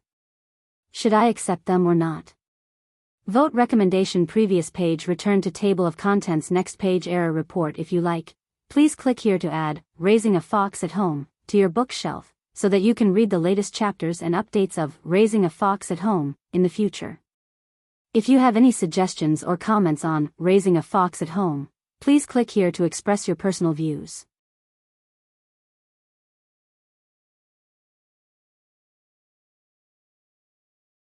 Chapter 419. Go to watch net. As soon as Shen Wankai said this, the people upstairs and downstairs of Desanxian immediately quieted down. Everyone's eyes were fixed on Li Yundong, wanting to see how he would choose. Go to watch net. 7 K.O.M. Shen Wankai also looked at Li Yundong with bright eyes. He had a smile on his face and his eyes were full of confidence. In his dictionary, there had never been the word impossible. If he, Chen Wankai, wanted to do something, he would always succeed. What's more, in this situation, he had no other choice but to agree. Besides, he had given Li Yundong enough favor and face. For the sake of his feelings, Li Yundong would also agree. But Shen Wankai didn't expect that at this time. Shen Hui suddenly secretly stepped on Shen Yu's shoes with the tip of her foot, and then quietly stuffed a paper ball into his palm. Shen Yu glanced at Shen Hui and secretly opened it. His face suddenly changed. He saw that the paper ball said, "I don't care if you want to call this guy master in the future, but do you also want to call your dream lover masteress?" Shen Yu suddenly felt as if his heart had been stabbed by a knife. He jumped up and shouted, "I don't want to take him as my master." In this quiet tea house, Shen Yu's voice was extremely loud. Everyone suddenly burst into an uproar, and then they began to talk. Shen Wankai narrowed his eyes slightly, but the smile on his face remained unchanged. He laughed and said, "What nonsense are you talking about?" Shen Yu straightened his neck and shouted, "Who's talking nonsense?" He pointed at Li Yundong and said angrily, "How can he be my teacher? Learning qi cultivation kung fu? Bah, what era are we in? Why are you still learning this? Dad, you're old and muddled. What's the use of learning this nowadays?" Shen Wankai trembled slightly, and the smile on his face disappeared little by little. He said in a cold voice, "What did you say? Say it again if you have the guts." Shen Wankai was extremely dignified at home. His face darkened, and Shen Yu's heart suddenly trembled. He didn't dare to say anything else, but his face still turned red. He turned his head away and panted heavily, refusing to take Li Yundong as his master. Seeing such an awkward scene, everyone stopped talking and looked at the changes in the field with different gazes. Chen Wankai suppressed his anger and said in a deep voice, "I've already decided on your matter. It's settled." Shen Yu jumped up and shouted, "No, I won't take him as my master even if I die." Chen Wansai's entire body trembled as he clenched his fists tightly. If it wasn't for his strong willpower and shrewdness, he would have done it on the spot. Shen Hui rolled her eyes and quickly said, "Dad, I'll persuade him." After that, without waiting for Shen Wankai to agree, she pulled Shen Yu and whispered, "Stop talking. Let's go. Do you want to die?" Shen Yu was not a fool. He immediately understood. He pushed Shen Hui away and said angrily, "Who asked you to pretend to persuade me? I don't need you to care about me." With that, he turned around and ran. The entourage who had followed Shen Wankai saw that something was wrong and subconsciously wanted to chase after him, but Shen Wankai shouted in a deep voice, "Don't chase after him. Let him go. If you have the guts, don't enter the house." The entourage stood there awkwardly. He looked at Shen Yu's back and then at Shen Wankai, like a clay puppet. Chen Wansai's face was livid. He looked at Shen Hui meaningfully and said lightly, "You persuaded me well." Although Shen Hui smiled, she shivered in her heart. She thought to herself, "It's over. I'm going to be punished by the old master again this time. Humph, it's all Li Yundong's fault. Every time I meet him, nothing good happens. Damn it, damn it." Chen Wankai hadn't expected that the matter he had been so confident in would turn out like this. Although he felt that he had lost face, he still forced a smile and said to Li Yundong, "Child Li, my son has not been disciplined well. I've made a fool of myself." Li Yundong secretly breathed a sigh of relief. He smiled and said, "It's normal for young people to be arrogant and full of vigor." Chen Wankai sighed and said in a very old manner, "Child Li is young and magnanimous. I have never seen such a person in my life. Just now, I was lucky enough to witness Child Li's divine skill. It was really amazing. It's a pity that the scene was not right. Otherwise, I would have had a few drinks with Child Li." Today, I'll go first. Child Li, I wish you a prosperous business and a prosperous future. After that, Chen Wankai didn't look around. He just cupped his hands to Li Yuanhua upstairs and said, Secretary Li, goodbye. Li Yuanhua smiled and raised his teacup to him as a salute. Feng Na, who had been watching the show from the side, saw the old man leave with his daughter. In this room of dignitaries, he only greeted Secretary Li and ignored everyone else. She secretly stuck out her tongue and whispered, how bold he is. He even ignored the mayor. Ching Ching laughed in a low voice and said, so what if he's bold? Isn't he still begging Li Yundong? Feng Na sighed softly and looked at Li Yundong with admiration in her eyes. When I first saw him at school, I knew that he was not an ordinary person. But now, more than half a year has passed, and he has become a person that I don't even dare to recognize. I wonder what he will become in another 6 months. Ching Ching smiled and said, what else can he do? Is he no longer our classmate or friend after he becomes the President of the United States? Li Yundong is not the kind of person who can't be reached just because he is rich. Feng Na nodded and said with a smile, that's his charm. Look at the people he's talking to now. You can see that his realm has made us look up to him, but he still doesn't put on any airs and jokes when he wants to. The two of them whispered. At this time, Li Yuanhua, who was upstairs, looked at his watch, then got up and said with a smile, it's getting late. Today, I've broadened my horizons and watched a good show. This trip was really worth it. I'll go first. As soon as he moved, the guests upstairs all got up to see him off. Li Yuanhua came downstairs, shook hands with Li Yundong, and said with a smile, Shaoli, your kung fu is a bit shocking. How did you practice it? Li Yundong chuckled and said, I was just practicing for fun. Seeing that Li Yundong was unwilling to tell him, Li Yuanhua also smiled and said, well, I'll go back and practice blindly. Let's see if I can make any progress. Li Yundong laughed and said, haha, Secretary Li, you must be joking. Li Yuanhua laughed and let go of Li Yundong's hand. Then, he said to Zhou Qin, who was next to him, Qin, will you see me off? Although Zhou Qin was a little surprised, she quickly smiled and said, okay, Uncle Li. Li Yuanhua nodded and turned to leave. He didn't get in his car, but just walked slowly on the pedestrian street with his hands behind his back. Seeing that he wasn't getting in the car, the driver who had come with him had to drive slowly behind him. After a while, Li Yuanhua suddenly stopped and played with the file he had taken from Li Yundong. He smiled and said to Zhou Qin meaningfully, Qin, tell me honestly, what are you learning from Li Yundong? Zhou Qin was stunned. Although her words were sharp and her mind was quick, she didn't know how to answer for a moment. Li Yuanhua stared at her closely and said, you don't want to tell me? Well, I'll tell you. Li Yuanhua raised his head and said leisurely, he's a cultivator, isn't he? Zhou Qin was shocked.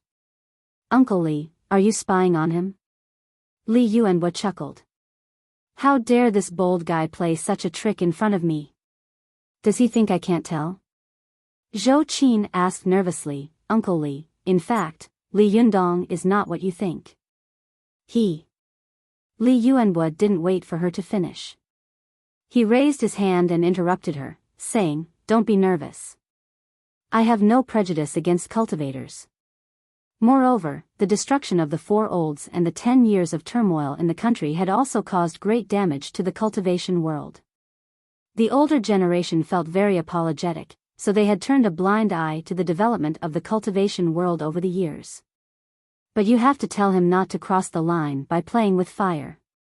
Something like young master he must not happen again. Otherwise, no one will be able to protect him. Zhou Qin was relieved and said with a smile, Uncle Li, don't worry. He won't. Li Yuanhua saw that although Li Yundong was young, he was also well-behaved and quite calm.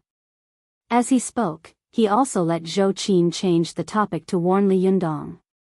He nodded slightly, smiled, and said, how long have you been with him? This sentence was a little ambiguous. Zhou Qin's cheeks turned slightly red, and she whispered, "About a month." Li Yuanhua looked at Zhou Qin and sighed softly. "You can cultivate so fast in a month. Has there been such a big change?" Zhou Qin looked at herself in a daze. "Have I changed a lot?" Li Yuanhua shook his head and said with a smile, "You really don't know the true face of Mount Lushan. Compared with your former self, it's like you've been reborn. I don't know which sex cultivation method Li Yundong is cultivating. How can he make progress so fast? I met some old comrades and they..." At this point, Li Yuanhua suddenly realized that he had said something wrong. He immediately shut his mouth and changed the topic. "Hey, don't practice some crooked kung fu with him. Otherwise, I won't be able to explain it to your father." Zhou Qin was a little confused at first, but she quickly reacted.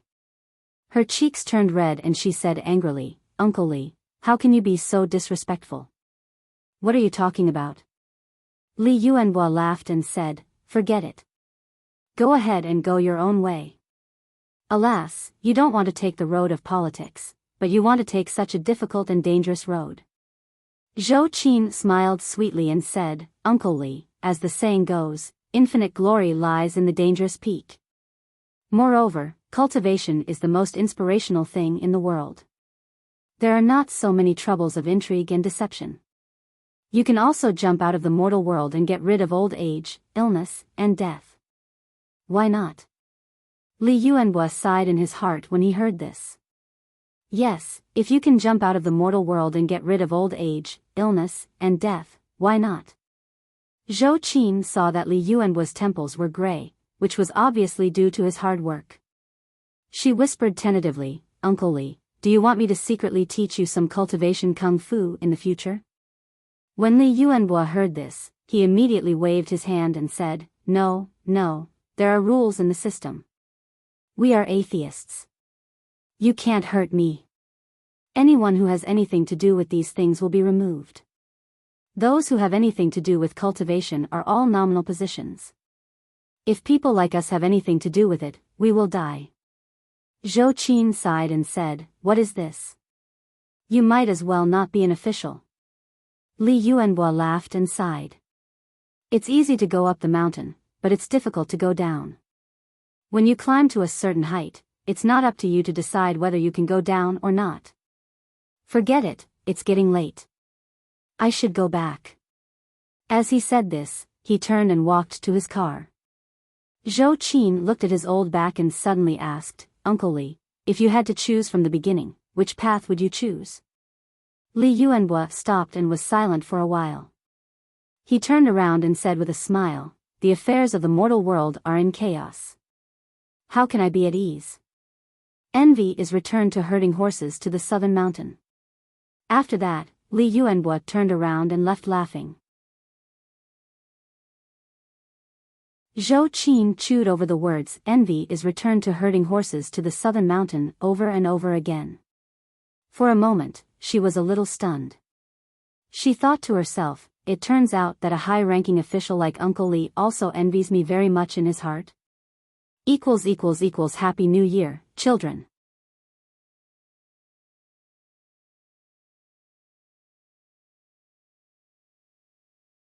Chapter 420.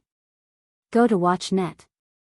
When Li Yuanhua's car was far away, Zhou Qin came to her senses and slowly walked back. Watch net. 7 km. At this time, most of the guests in Desanxian had left.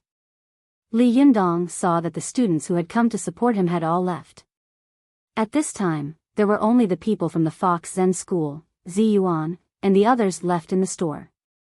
Feng Na, Ching Ching, Chao Kefi, Lu Feier, and Yin Meng Fan, who had stayed for the time being. There were more than a dozen people in total. Although the number of people wasn't small, it was much quieter compared to the situation where the upper and lower floors were filled with people. Li Yundong looked around and saw that after everyone had left, there were leftover fruit peels and shells everywhere on the ground. The teacups on the tea table were messy, and the scene was a mess. Li Yundong clapped his hands to attract everyone's attention. He smiled and said, well, the opening ceremony is finally over. Let's clean up later. Maybe there will be more guests coming later. After he finished speaking, Zi Yuan took the lead to clean up the teacups on the table. As soon as she moved, Wan Hongling followed suit. Su Chan also followed suit. Then, everyone in the Fox Zen school began to move. Feng Na and Ching Ching smiled and said, let's help too. At this time, only Chao Kefi, Yin Mengfan, and Lu Feier were left sitting at the table with nothing to do. Chao Kefi said awkwardly, I'll help too. Li Yundong smiled and said, forget it, President Chao. Just sit down. You are a guest. How can you be so busy? Chao Kefi smiled and didn't insist. Lu Feier, who was standing to one side, had been curiously looking at Li Yunyang's belly. Finally, she couldn't help but ask, immortally, can I ask you a question? Li Yundong smiled and said, okay, but if you ask me where I hid the jar of water, then you'd better not speak. Lu Feier's thoughts were exposed. She immediately said angrily, you're so annoying. How do you know what I'm going to ask? Li Yundong laughed heartily. You've been staring at my stomach all this time. If I still don't understand, then wouldn't I be stupid? Besides, you call me immortal. Of course, I have to act like one. In the past, no matter where she went, Lu Feier had always been held in high regard. No matter how outstanding and proud a man was, he had to be polite to her. Li Yundong, on the other hand, had ignored her and even made fun of her. It was really unbearable. Uncle could not bear it, but Aunt could not bear it. Lu Feier was angry and said, do you know everything? Li Yundong had defeated Zhang Ling, and the opening ceremony had been unprecedentedly lively and successful. He was in a good mood. Shaking his head, he said with a smile, I wouldn't dare. But I know everything about astronomy and English. I know the origin of civilization for 5,000 years, and I know 22 years from now. Li's words, Feng, Chao, and Yi and Fei, Luer, and Feier, Feng, Yi, Li Yundong, Feng, and Fu, and Net, Li, Yundong, Yang, Li, Net, Fei, Li, and Li and Qing, Fei, Li, Yang, Li. Do you understand? Li Yundong quickly glanced at Chao Yi and the others. Lu Feier's words made the expressions of Chao Yi and the others change. They all turned their heads, their expressions a little unnatural. He felt strange in his heart, but he asked with a smile, Shibwa Chao Yi, do you think President Chao looks familiar? Chao Yi smiled and said, leader is right. When I saw President Chao, I felt that she looked like someone. Zhuang Yiting, who was standing to one side, also smiled and said, I felt the same way. That's why I kept staring at her. It was rude of me. I hope President Chao doesn't mind. Chao Kefi smiled and said, do I look like your friend? At this time, Lu Yuehong said, when I looked at President Chao, I felt a sense of déjà vu. At this time, Su Chan also echoed, yes, when I first saw President Chao, I also felt the same way. The little foxes of the Fox Zen school also echoed in unison, yes, so do we. Chao Kefi was shocked. She unconsciously touched her face and said with a smile, really? Who do I look like? Su Chan shook her head and said, I don't know, but I just feel that you look very familiar. At this time, Li Yundong also smiled and said, Shibwa Chao Yi, you and President Chao both have the same surname. Are you a family? Chao Yi chuckled and said, 1,000 years ago, we were probably a family. After that, they laughed together. Lu Feier took Chao Kefi's arm and winked at her. How about it, Sister Chao? I found you a relative. Why don't you thank me? Chao Kefi smiled and said, how can I thank you? How about I take you on a 10-day trip to Sanya in Hainan? Lu Feier's face suddenly fell. Do you want to throw me back into the crew? Humph, no way. Anyway, wherever you go, I will follow you. Don't even think about leaving me behind. If you want to die, let's die together. Chow Kefi laughed and scolded, Bah, it's a good opening. What are you talking about? Lu Feier also realized that she had said something wrong. She gently patted her mouth and then said to Li Yundong with a smile, Immortally, I'll punish myself by drinking 3 cups. As she said this, she picked up the small teacup in front of her and drank 3 cups in a row. Li Yundong gave her a thumbs up and said with a smile, You have a great appetite. Lu Feier giggled and pretended to be generous. You flatter me. The two of them laughed, and the grudge between them disappeared. After Lu Feier sat down, she whispered to Chow Kefi, Sister Chow, this person is very interesting. He is capable and interesting. He is much more fun than the guys in our circle.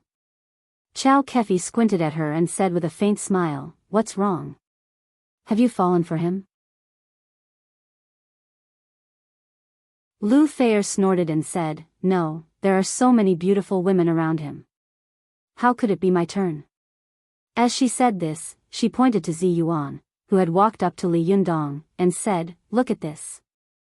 This is simply the 7 fairies descending to earth. She has such a good temperament, is so beautiful, and is actually so virtuous. Is this Li Yundong the reincarnation of Dong Yong? Chow Kefi also looked at Zi Yuan with jealousy. She did not speak for a long time, and after a long time, she sighed softly. At this time, Zi Yuan whispered to Li Yundong in a voice that only the two of them could hear, Li Yundong, have you found anything strange? The smile on Li Yundong's face didn't change, but he said, I found a little, but I don't know if it's the same as what you found. Zi Yuan said in a low voice, Did you notice that Chow Yi and Zhuang Yiting said that Chow Kefi looked like someone they knew? However, Lu Yueheng and Su Chan said that Chow Kefi was very familiar, but they couldn't tell who she looked like. Don't you think it's a little strange? Li Yundong whispered, It's a little strange, but it doesn't mean anything. What I'm curious about is why Chow Yi and Zhuang Yiting's statements are the same. Zi Yuan thought for a while and said, I don't know. We'll just pay more attention. Li Yundong said, Well, I'll keep an eye on it. However, the most important thing right now is to get Desangxian on the right track. After we solve the problem of making money, we can talk about other things. Zi Yuan smiled and said, Today is a good start. I believe that the business of Desangxian will not be a problem. Li Yundong nodded and said, I'm also confident. The two of them whispered for a while. During this time, Feng Na, Ching Cheng, and the people of the Fox Zen School had already cleaned up the upstairs and downstairs. Feng Na saw Li Yundong standing to one side and talking to Zi Yuan, so she said with a smile, Li Yundong, are you really an immortal? An idle immortal, or simply an idler for short. Only then did Li Yundong realize that they had finished their work. He laughed and said, Is it all done? Well, let's get ready to open for business later. As he spoke, Li Yundong walked to the middle of the first floor of the tea house. With one hand on his waist and the other waving, he said energetically, Comrades, today's opening ceremony of Desangxian is grand, successful, perfect, and victorious. On behalf of the chairman of Desangxian International Company, Limited and all the employees, I would like to express my sincere condolences to everyone for their hard work. When he said these words, everyone kept chuckling. Seeing that the opening ceremony of Li Yundong's tea house was so successful, Su Chan beamed with joy and was the first to take the lead in applauding. The little foxes immediately followed suit. Feng Na and Ching Cheng also laughed and said loudly, It's not hard on us. The leader has worked hard. Li Yundong was happy. He also pretended to stretch out his hand like a leader, pressed it down, and said, Well, although the leader has worked hard, the comrades have worked harder. Seeing that Li Yundong was making fun of them, everyone laughed in unison. Chow Kefi saw Lu Feier holding her cheeks and looking at Su Chan and the others with envy in her eyes. She said softly, Are you jealous? Lu Feier said softly, Well, this person is so fun. I envy them so much. They must live happily every day, unlike me, who has to run around all day and struggle for fame and fortune. Alas, this kind of life may seem very glamorous to others, but in fact, it's boring. Li Yundong didn't know what Chao Kefi and Lu Feier were saying. He continued to say seriously, in view of everyone's good performance today, I have decided to reward you well after today. As soon as he finished speaking, the little foxes raised their hands at the same time and laughed loudly. Long live the leader. Su Chan's eyes lit up and she asked, Are you going out to eat and drink? The little foxes also asked at once, Are you going out to buy new clothes? Can I buy a new bag? I want to buy a pair of new shoes. Li Yundong was angry when he heard this. He quickly stretched out his hands and pretended to be angry. B****, you haven't earned a penny yet, and you're already thinking about how to squander money. How can you do that? Wan Hongling also joined in and said, Li Yundong, you just said that you would reward us. Now you're going back on your word. Isn't that too unkind? The little foxes said in unison, That's right, it's too unkind. Their crisp shouts made the passers-by outside the shop look in one after another, their eyes full of envy and jealousy. Li Yundong was a little overwhelmed. He turned his head to look at Zi Yuan and glared at her. Hey, you're also a major shareholder. At least say something.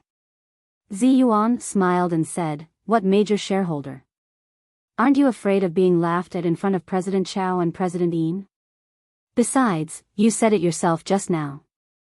Don't look at me. Li Yundong said with an exaggerated expression, You actually defected to the enemy at the last minute. Are you kidding me? Su Chan and the others burst out laughing. At this time, Zhou Qin also came back. As soon as Li Yundong saw her, he immediately said, Zhou Qin, you came at the right time. Now that we haven't earned a penny, these girls are thinking about eating and drinking. They even want to buy clothes and bags. Don't you think it's too much? Zhou Qin was suddenly amused. She said with a smile, Too much, too much. How can they think about eating, drinking, and wearing clothes when they haven't earned a penny? Li Yundong was overjoyed and said proudly to the little foxes, Did you hear that? This is what an experienced strategist would say. Zhou Qin rolled her eyes and said with a smile, However, when we make money today, we can go eat, drink, and wear clothes again. For eating, we should go to Shangri-La. For dressing, we should go to Chanel V. For dressing, we should go to Cartier Tiffany. Li Yundong gasped when he heard this. Wow, they're all from the world's top brands. Are you trying to make me go bankrupt?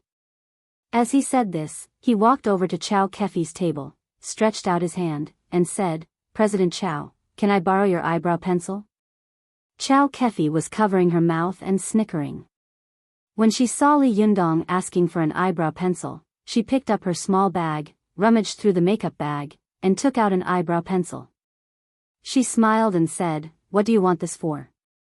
Li Yundong said angrily, Just give it to me quickly. When he took the eyebrow pencil, he faced the crowd and used it to draw the position of the 5 internal organs on the clothes. He said with a roguish expression, How much do you think I can sell for? You can go and spend as much as you think I can. I can also make a contribution to the GP exhibition of our motherland. How about that? When everyone saw that Li Yundong was acting like a scoundrel, without the slightest immortal demeanor from before, they all laughed. Zi Yuan laughed and scolded, Look at you. What's the difference between you and a hooligan? Li Yundong was done joking. He smiled and threw the eyebrow pencil back to Chao Kefi, who was laughing so hard that she was lying on the table. He said, Forget it, let's stop joking. Let's get to work. If business is good today, I'll treat everyone to delicious food and drinks. Su Chan and the little foxes immediately cheered in unison, Hooray! We'll have delicious food and drinks. Zhou Qin, who was standing to one side, whispered, Master, don't you know how much they can eat? Aren't you afraid of going broke? Li Yundong said with a straight face, Let's go to the buffet. I'm happy today, so I don't care about my old face anymore. Zhou Qin suddenly burst out laughing. You shameless girl, but I do. I won't go. Li Yundong scolded her with a smile, you stinky girl, you're my disciple. Not only did you complain, but you also took the lead in singing the opposite tune. Come on, go do your work. There will be no guests later. I'll see how happy you are. Zhou Qin snorted and said, Bah, you jinx. There will be a lot of customers later. Li Yundong laughed and said, Thank you for your kind words. The group of people had enough of the war of words, and they had all finished the opening celebration. At this time, they slowly settled down and prepared to do business. However, after waiting in the shop for a while, Li Yundong and the others saw a bustling crowd outside. There were a lot of people coming in, but no one came in to drink tea.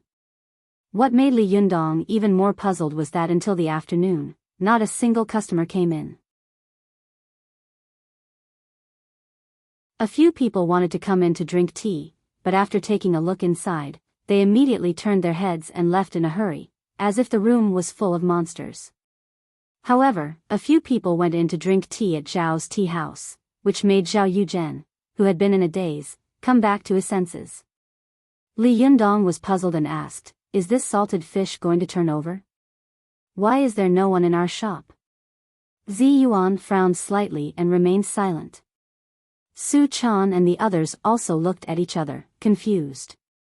Why was there no one in her shop, but there were people in Zhao Yogan's shop opposite? What was the reason? Children, it's New Year's Eve. Happy New Year. I wish all my readers a Happy New Year. May everything go well in the new year. Haha.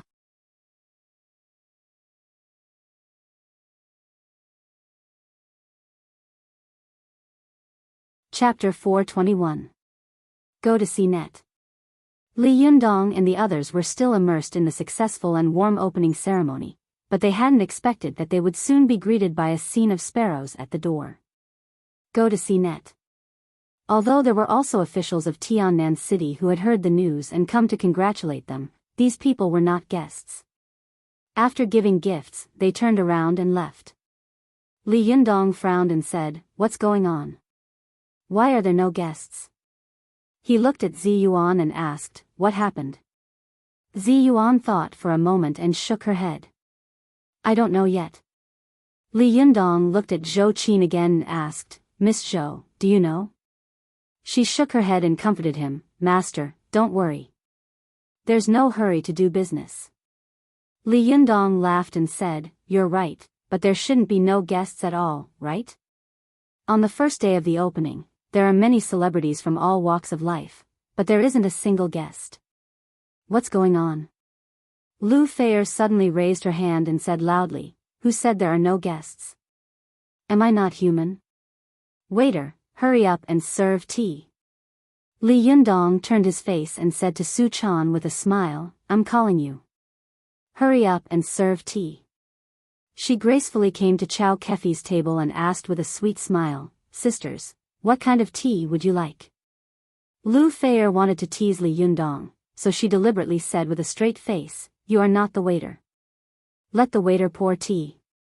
Su Chan blinked and looked back at Li Yundong. Li Yundong was so angry that he laughed. It turned out that this girl was still holding a grudge. He snorted and said, There is no waiter here.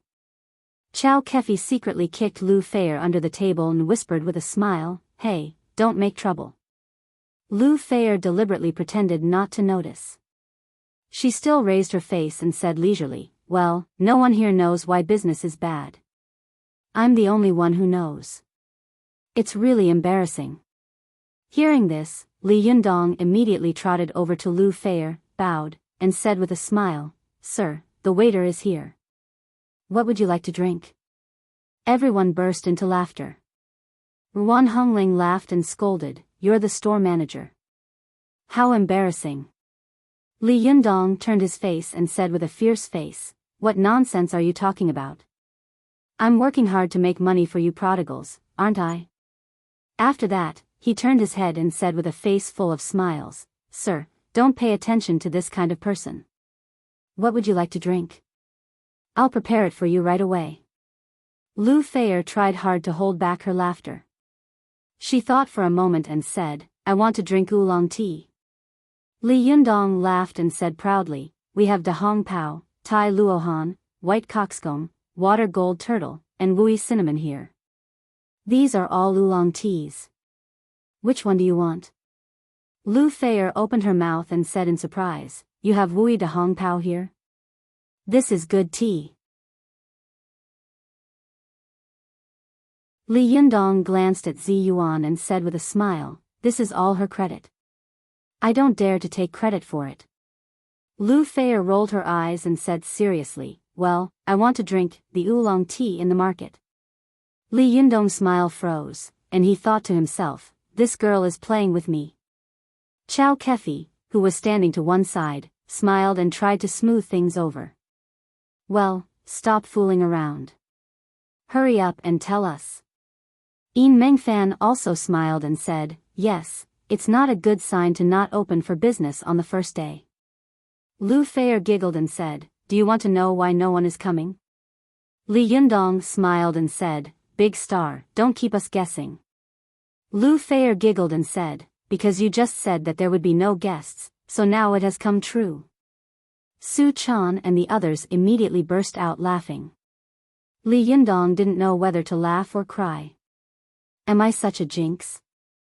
Su Chan giggled and said, "Yundong, who told you to say that I have a jinx?" The other little foxes also joined in. "That's right." Li Yundong was a little annoyed. Just as he was smiling bitterly, he heard an old woman's voice coming from the door. "Hey, it's really here. Has everyone left? Little magic doctor, I'm late. I'm sorry." Li Yundong looked back and saw an old lady standing at the door. She was wearing a blue cotton padded jacket with a white bottom and a pair of black cloth shoes. The old lady was hale and hearty, smiling, and holding a gift basket in her hand. She was old Lady Su, who Li Yundong had once cured her chronic illness and helped Li Yundong settle his appearance. Who else could it be? Li Yundong immediately smiled and said, "Oh, it's old Lady Su. Please come in." Zhou Qin also welcomed old Lady Su into the tea house with a smile and said, "Grandma Su, why did you only arrive in the afternoon?" Old Lady Su smiled and said, "Not at all. I came in the morning, but when I saw so many official cars parked here, and all of them were quite powerful, I didn't want to get involved. So I went back and thought I would come back in the afternoon." As she said this, old Lady Su smiled at Li Yundong and said, "Little magic doctor, you really hide your strength well. I didn't know that you were such a powerful character. Even the number 1 car of the provincial party committee is here. Amazing." Li Yundong pointed to Zhou Qin with a smile and said, "This is because of her. I don't have the ability to disturb such a great god." Old Lady Su took Zhou Qin's hand and said with a smile, "I knew that your daughter was not an ordinary person. She must be the daughter of a rich family. Her speech and behavior are different from ordinary people. Now it seems that she is indeed not ordinary, ah." Zhou Qin smiled and pulled old Lady Su to sit down. She smiled and said, "Grandma Su, please sit. What tea would you like to drink?" Old Lady Su waved her hand and said with a smile, "I won't sit. I have to go to the opera later." Li Yundong smiled and said, "Old Lady Su, since you came in, let's have a drink. At least let me open my shop." After he said this, the people around him laughed softly. Old Lady Su asked curiously, "What's wrong? No one came to drink tea." Li Yundong smiled bitterly and said, "Yes, I don't know why." Old Lady Su slapped her thigh and said with a smile, "Don't you know why? Hey, your shop is too luxurious and classy. Moreover, with so many high-ranking officials and dignitaries coming in this morning, who would dare to come in? What's more?" Old Lady Su pointed from Zhou Qin to Su Chan, then to Zi Yuan, one by one, and finally to Lu Feier, Feng Na, and the others. She said with a smile, "Look at your place. Who in this room is not a great beauty? Although your tea house is small, there are many immortals here. How dare ordinary people come in to drink tea?" Hearing this, Li Yundong said with a strange expression, "Nowadays, isn't there a beauty effect in eyeball economy? Why is it not good to have too many beautiful women?" Old Lady Su couldn't stop smiling. She said, "But you have too many. Let me count, 1, 2, 3. Oh, my God, there are 18 beautiful women who are as beautiful as flowers and jade. With so many beautiful women, which ordinary person's legs won't tremble when they come in? They will think, my God, there are so many beautiful women. How much does it cost to have a cup of tea in this shop? I can't afford it, I definitely can't afford it." Old Lady Su's words dispelled all the doubts in Li Yundong's heart. He raised his head and laughed. He clapped his hands and said, "It's true that the onlookers see the game more clearly than the onlookers." Li Yundong smiled and said to Zi Yuan, "As a living immortal, you didn't expect things to be like this, did you?" Zi Yuan pursed her lips and said with a smile, "Indeed, the older, the wiser." Old Lady Su smiled and said, "I won't sit. Little magic doctor, I wish you a lot of money and a prosperous business. I'll bring some friends to your place for tea some other day. You have to give me a discount." Li Yundong smiled and said, "Okay, sure, sure." Li Yundong sent Old Lady Su away with a smile. He turned around and thought for a moment, then simply waved his hand and said, "Forget it, let's not bother about it today. The opening ceremony is already lively enough. We can't expect to make a lot of money on the first day, right? Let's go. Let's call it a day." Lu Feier whispered to Chow Kefi, "How can he do business like this in the world? Call it a day in the afternoon?" Chow Kefi also smiled and said, "How can there be an actor like you in the world? You disappeared while acting?" Lu Feier said angrily, "Sister Chow, are you helping me or him?" Yin Meng Fan, who had been silent all this time, suddenly smiled and said, "Of course, I value my lover more than my friend. Didn't you see that after she came, she didn't even talk to me? She just stared at her dream lover?" Chow Kefi's cheeks turned crimson and she glared at them angrily. "Hey, what are you two talking about? Be careful, or I'll get angry." Yin Mengfan picked up her small bag and said with a smile, "I've been sitting with you all day. Forget it, I'll go first." She got up gracefully and came to Zhou Qin's side, saying with a smile, "Zhou Qin, I'll go back first. Look for me when you have time in the future. I'll be right there." Zhou Qin smiled slightly and said to Li Yundong, "Master, I'll see her off." Li Yundong nodded and said with a smile, "Yes, you should. Today, Mr. Yin gave us a good start." Hearing this, Yin Mengfan's heart skipped a beat. She smiled and said, "In that case, I'll ask Child Li for a favor some other day." "You can't refuse." Li Yundong saw that she had changed to call him Child Li. It was obvious that today's battle had shocked her a lot. He sighed in his heart at the power of power and said with a smile, "If there's anything you need help with, just let me know." Yin Mengfan smiled and said, "That's a deal." After that, she walked out with Zhou Qin. Chow Kefi, who was in the shop, also stood up and looked at Li Yundong with a complicated look in her eyes. She said, "Hey, we're leaving too. We'll come back for tea another day." Li Yundong smiled and said, "Okay, thank you for coming here today." Lu Feier, who was standing to one side, suddenly smiled and said, "Sister Chow was filming in Hainan. When she heard the news that you were going to open a shop, she immediately flew back." Chow Kefi immediately glared at Lu Feier, and her ears turned red. She glared at Li Yundong and said, "Who told this B***starred not to tell me the news?" Li Yundong smiled bitterly and said, "Are you going back today?" Lu Feier said quickly, "No, we're staying at the Dihao Hotel today. Would you like to come and play? Sister Chow misses you so much." Chow Kefi covered her mouth angrily and shouted in a low voice, "Will you die if you don't speak?" As she said this, she pulled Lu Fei out, not daring to look at Li Yundong again. Li Yundong looked over and saw that Chow Kefi's neck was completely red. As Lu Fei struggled, she turned her head and said with a cheeky smile, "Hey, Immortal Li, you have to come." Li Yundong didn't know whether to laugh or cry as he watched the two of them leave. When he turned around, he saw Su Chan looking at him suspiciously. Her eyes were rolling, and the others also had ambiguous looks in their eyes. Li Yundong said angrily, "Why are you looking at me? I'm innocent." Ruan Hongling dragged out her voice and said meaningfully, "Oh. You are innocent. Well, I believe that you used to be innocent." Li Yundong said angrily, "What do you mean I used to be innocent? I've always been innocent."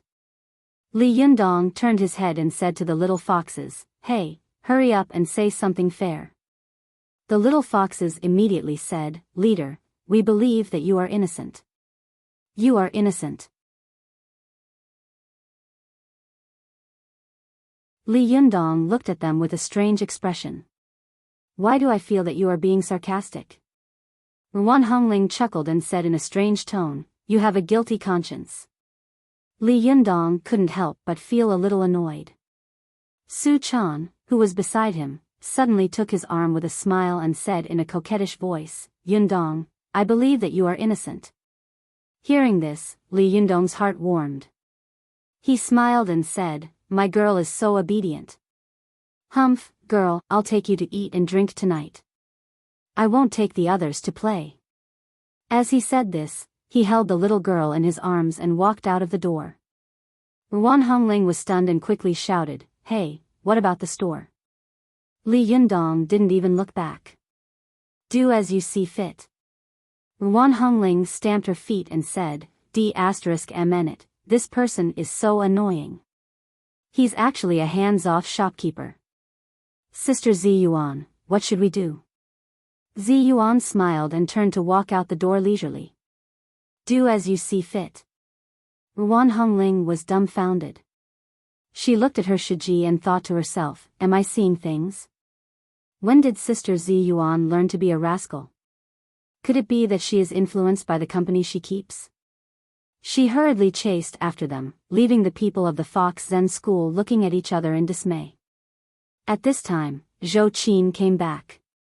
She looked at Li Yundong's back and asked curiously, "Where are they going?"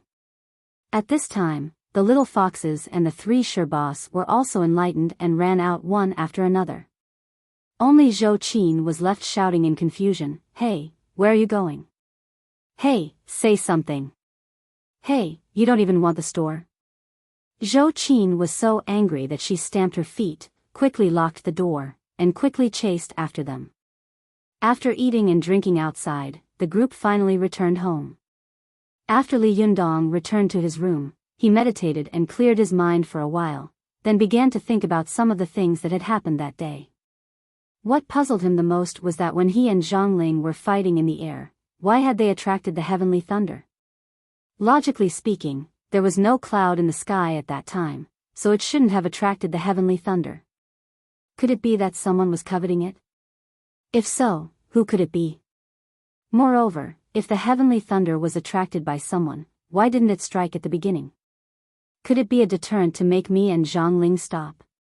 These questions came one after another, making Li Yundong feel as if he had fallen into a cloud of 800 miles. He sighed softly and said, "Yes, yes." While he was perplexed and confused, he heard someone knocking on his door. Li Yundong said in a deep voice, "Please come in." The door creaked, and a woman came in. She was tall and beautiful. It was Zhuang Yiting, the third Sherbua of the Fox Zen school. Li Yundong was stunned and asked curiously, "Third Sherbua, what's the matter?" Zhuang Yiting's face was surprisingly serious.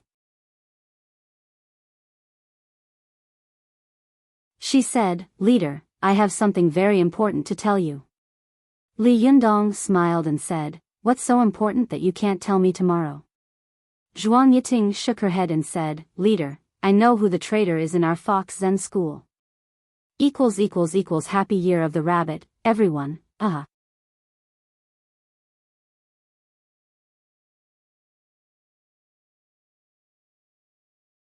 Chapter 422. Go to watch net. Hearing Zhuang Yiting's words, Li Yundong was shocked. He immediately stood up, but soon sat down slowly and said calmly, "Oh? How do you know that there is a traitor in the Fox Zen school?" Zhuang Yiting looked worried. She sighed softly and said, "Leader, do you think I can't see it? I actually heard what you whispered to Zhenren Ziyuan in private. At that time, I kept an eye on it, but I didn't dare to confirm it, so I didn't tell leader. Go to watch net. 7 KOM. Li Yundong smiled slightly and said, "Do you know that Ziyuan and I are also suspecting you?"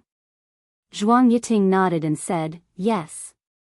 That's why I have to prove my innocence." Li Yundong asked, "How can you prove your innocence?" Zhuang Yiting said in a low voice, "Leader, you just need to go to Chao Yi's room and you'll know." Li Yundong's heart skipped a beat. He stood up and said in a low voice, "What's wrong with Chao Yi's room? Take me there." Just as he was about to go out, he suddenly heard his cell phone ring loudly. Ever since Feng Na had mentioned him, Li Yundong had brought his cell phone with him again. He picked it up and saw that it was a call from Chao Kefi. Li Yundong felt a little strange.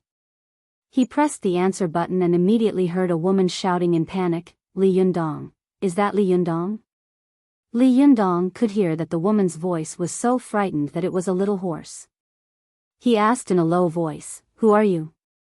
The woman shouted, "I'm Lu Feier." "Li Yundong, come and help me. Sister Chao has been killed." Li Yundong was shocked.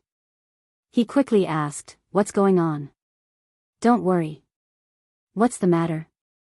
Lu Feier choked with sobs and said, "Someone wants to kill Sister Chao. Come quickly. Sister Chao is dying." Li Yundong was about to ask for the room number when he heard the beeping sound of the phone being hung up. Li Yundong was shocked and couldn't care less about Zhuang Yiting. He hurried out of the room, went to the balcony, and shouted to the balcony next to him, "Ziyuan, Ziyuan." When Ziyuan heard the noise, she rushed over from the balcony and asked curiously, "What happened?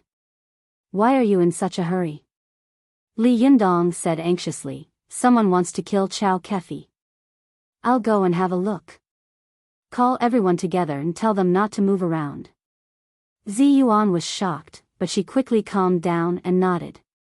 "Don't worry, I'll be here." Li Yundong nodded.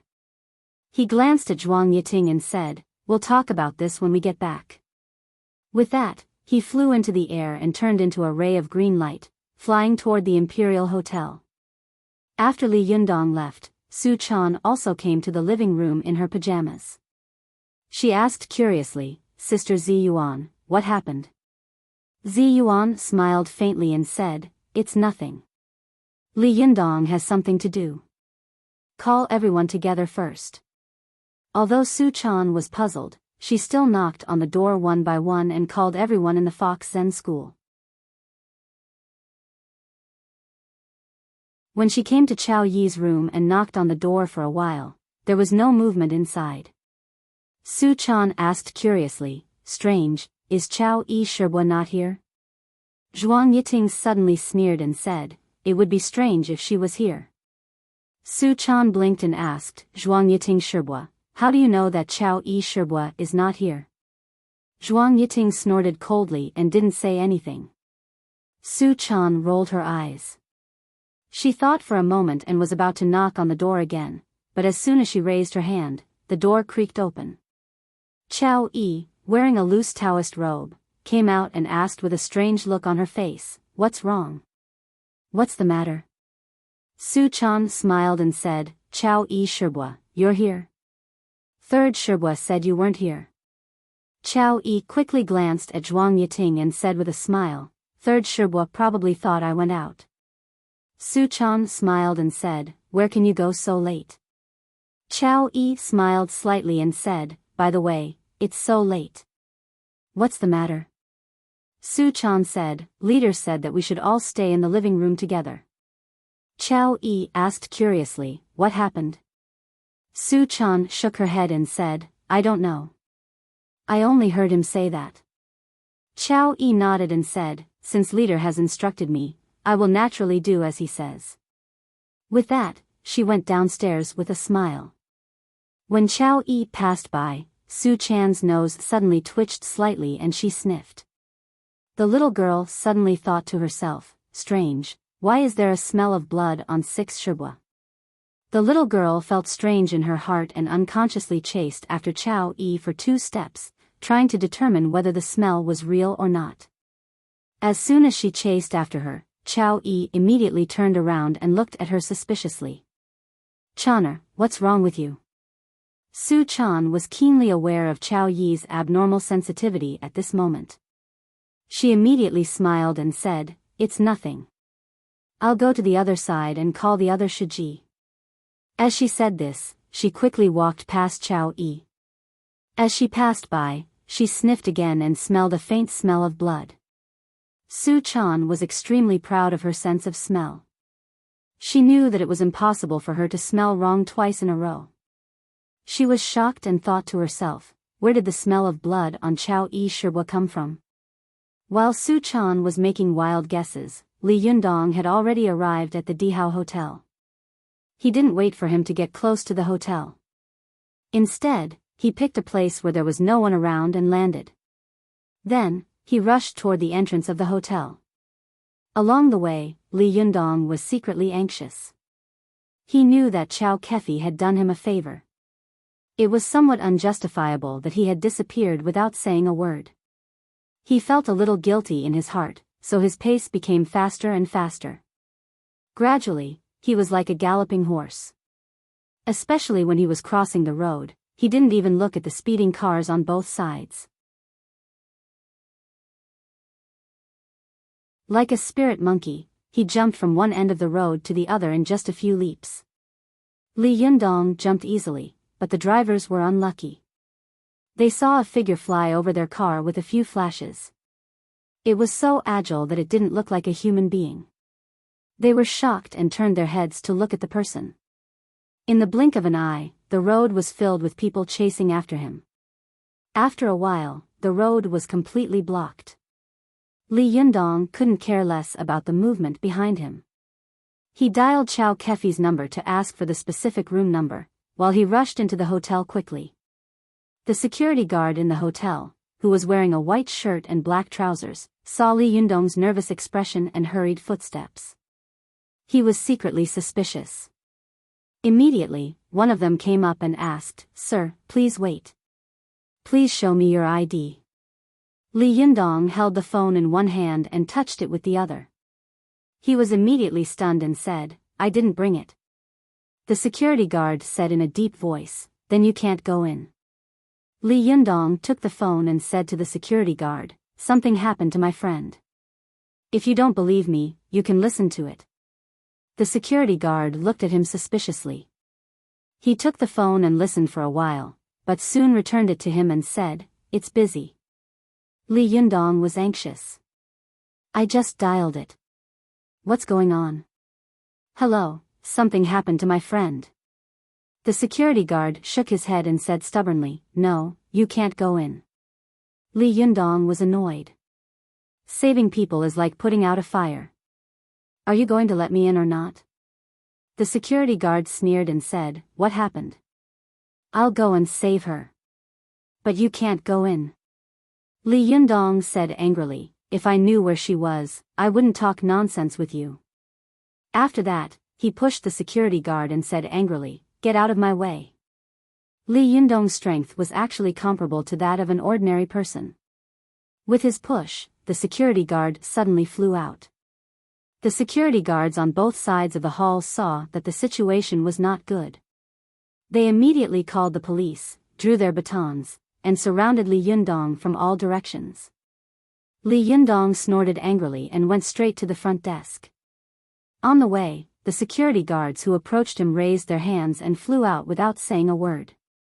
The guests in the hall saw that these powerful security guards were immediately thrown out as soon as they got close to Li Yundong. The farthest one flew more than 10 meters away as if he was on a plane. They were all stunned and stood where they were, dumbfounded. They didn't even dare to breathe loudly, for fear that they would provoke this devil and make him come to them. That would be very bad. The lady at the front desk was desperately pressing the alarm bell under the counter with one hand and holding it tightly with the other. Her body kept shaking, but she still kept a strange professional smile on her face. Li Yundong rushed to the front desk and saw that the poor girl was so scared that she couldn't even stand steadily. He was stunned for a moment, but his expression soon eased a little. He asked in a low voice, "Is there a person named Chao Kefi staying in your hotel?" Seeing that Li Yundong's expression had eased, the lady at the front desk also subconsciously relaxed a little. She thought to herself, "This man is quite handsome, but I'm afraid he's here to seek revenge. He's not a good person." So she boldly shook her head and said, "No, no." Li Yundong suddenly became furious. "You didn't even check and you said no? What the hell? She just called and said that she was here. Hurry up and check. Tell me as soon as you find out." Li Yundong's roar made even cultivators have to be in awe, let alone this young and beautiful lady at the front desk. The lady at the front desk suddenly shivered all over, and her hands quickly flew over the keyboard. While she was searching, she saw a security guard behind Li Yundong boldly throw the electric baton in his hand at Li Yundong. Without looking back, Li Yundong grabbed the electric baton with his hand. As soon as he held the electric baton, the lady at the front desk and the security guard were overjoyed. They all knew that this electric baton could instantly release a high voltage of tens of thousands of volts, which could instantly make people tremble and lose their ability to move. But as soon as the smiles appeared on their faces, they suddenly froze. They saw Li Yundong holding the electric baton and staring at the security guard who had attacked him behind him. He didn't say a word, but he was not angry. The security guard was stunned for a moment. He thought that he had not pressed the switch, so he pressed the switch a few more times. He only heard the crackling sound of the electric baton, but Li Yundong did not move at all. He stared at him like an insulated stone man. Li Yundong was not in the mood to deal with these people. He suppressed his anger and shouted in a low voice, "Have you had enough?" The security guard immediately let go of the electric baton, raised his hands, and looked at Li Yundong with fear, as if he were looking at a devil. Li Yundong glared at him, slapped the baton on the front desk, and shouted, "Have you found it?" At this time, the smile on the lady at the front desk had not faded. Her expression was scared, and her smile became uglier than crying. She said in fear, "In room 35. Without saying a word, Li Yundong turned his head and ran upstairs. No one in the hall dared to stop him. A group of people looked at his figure in a daze, motionless. After Li Yundong left, the lady at the front desk picked up the electric baton and looked at it curiously. She pressed the switch and saw that the electric baton was still crackling. She muttered to herself, "Impossible, why didn't the electric shock hit him? Could it be a low-quality product?" Several of the ladies at the front desk, who were also frightened, came to their senses and said angrily, "It must be a low-quality product. Otherwise, how could he be fine after touching it?" The lady at the front desk who had answered Li Yundong tentatively touched the security guard who was holding the counter with the electric baton. As soon as the security guard's hand came into contact with the electric spark, he was immediately electrocuted and fell to the ground. He looked like a lunatic, foaming at the corner of his mouth. At this time, the ladies at the front desk came to their senses. It turned out that it was not that the electric baton was useless, but that the guy just now was not a human at all.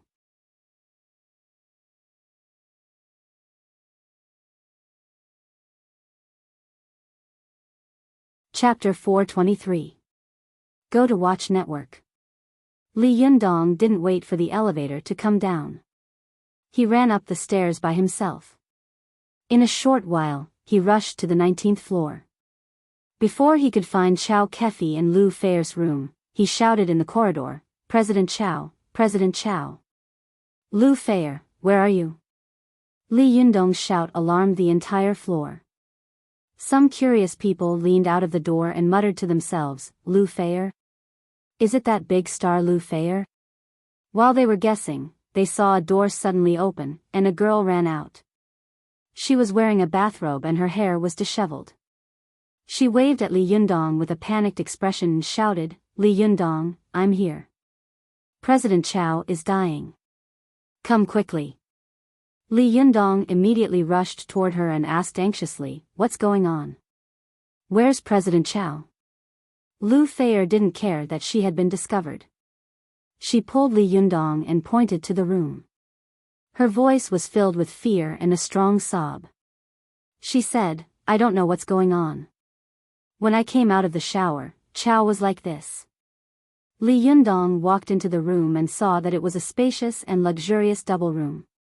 The double room was equipped with all kinds of appliances, and it was also equipped with a bathroom and a balcony. 7 km. The floor-to-ceiling windows of the balcony were open, and the curtains fluttered gently in the night wind outside. The bedside lamp between the two beds was slightly lit, and the faint light outlined Chao Kefi's figure. She was lying on a bed, her eyes closed, her hands tightly covering her chest, and her face full of pain. Li Yundong rushed to her side and felt her pulse with his hand. He found that her pulse was extremely weak, almost as if it didn't exist. Li Yundong tried her breathing with his hand again and found that she was completely out of breath. Li Yundong's heart tightened. He asked in a deep voice, do you know that President Chao has heart disease?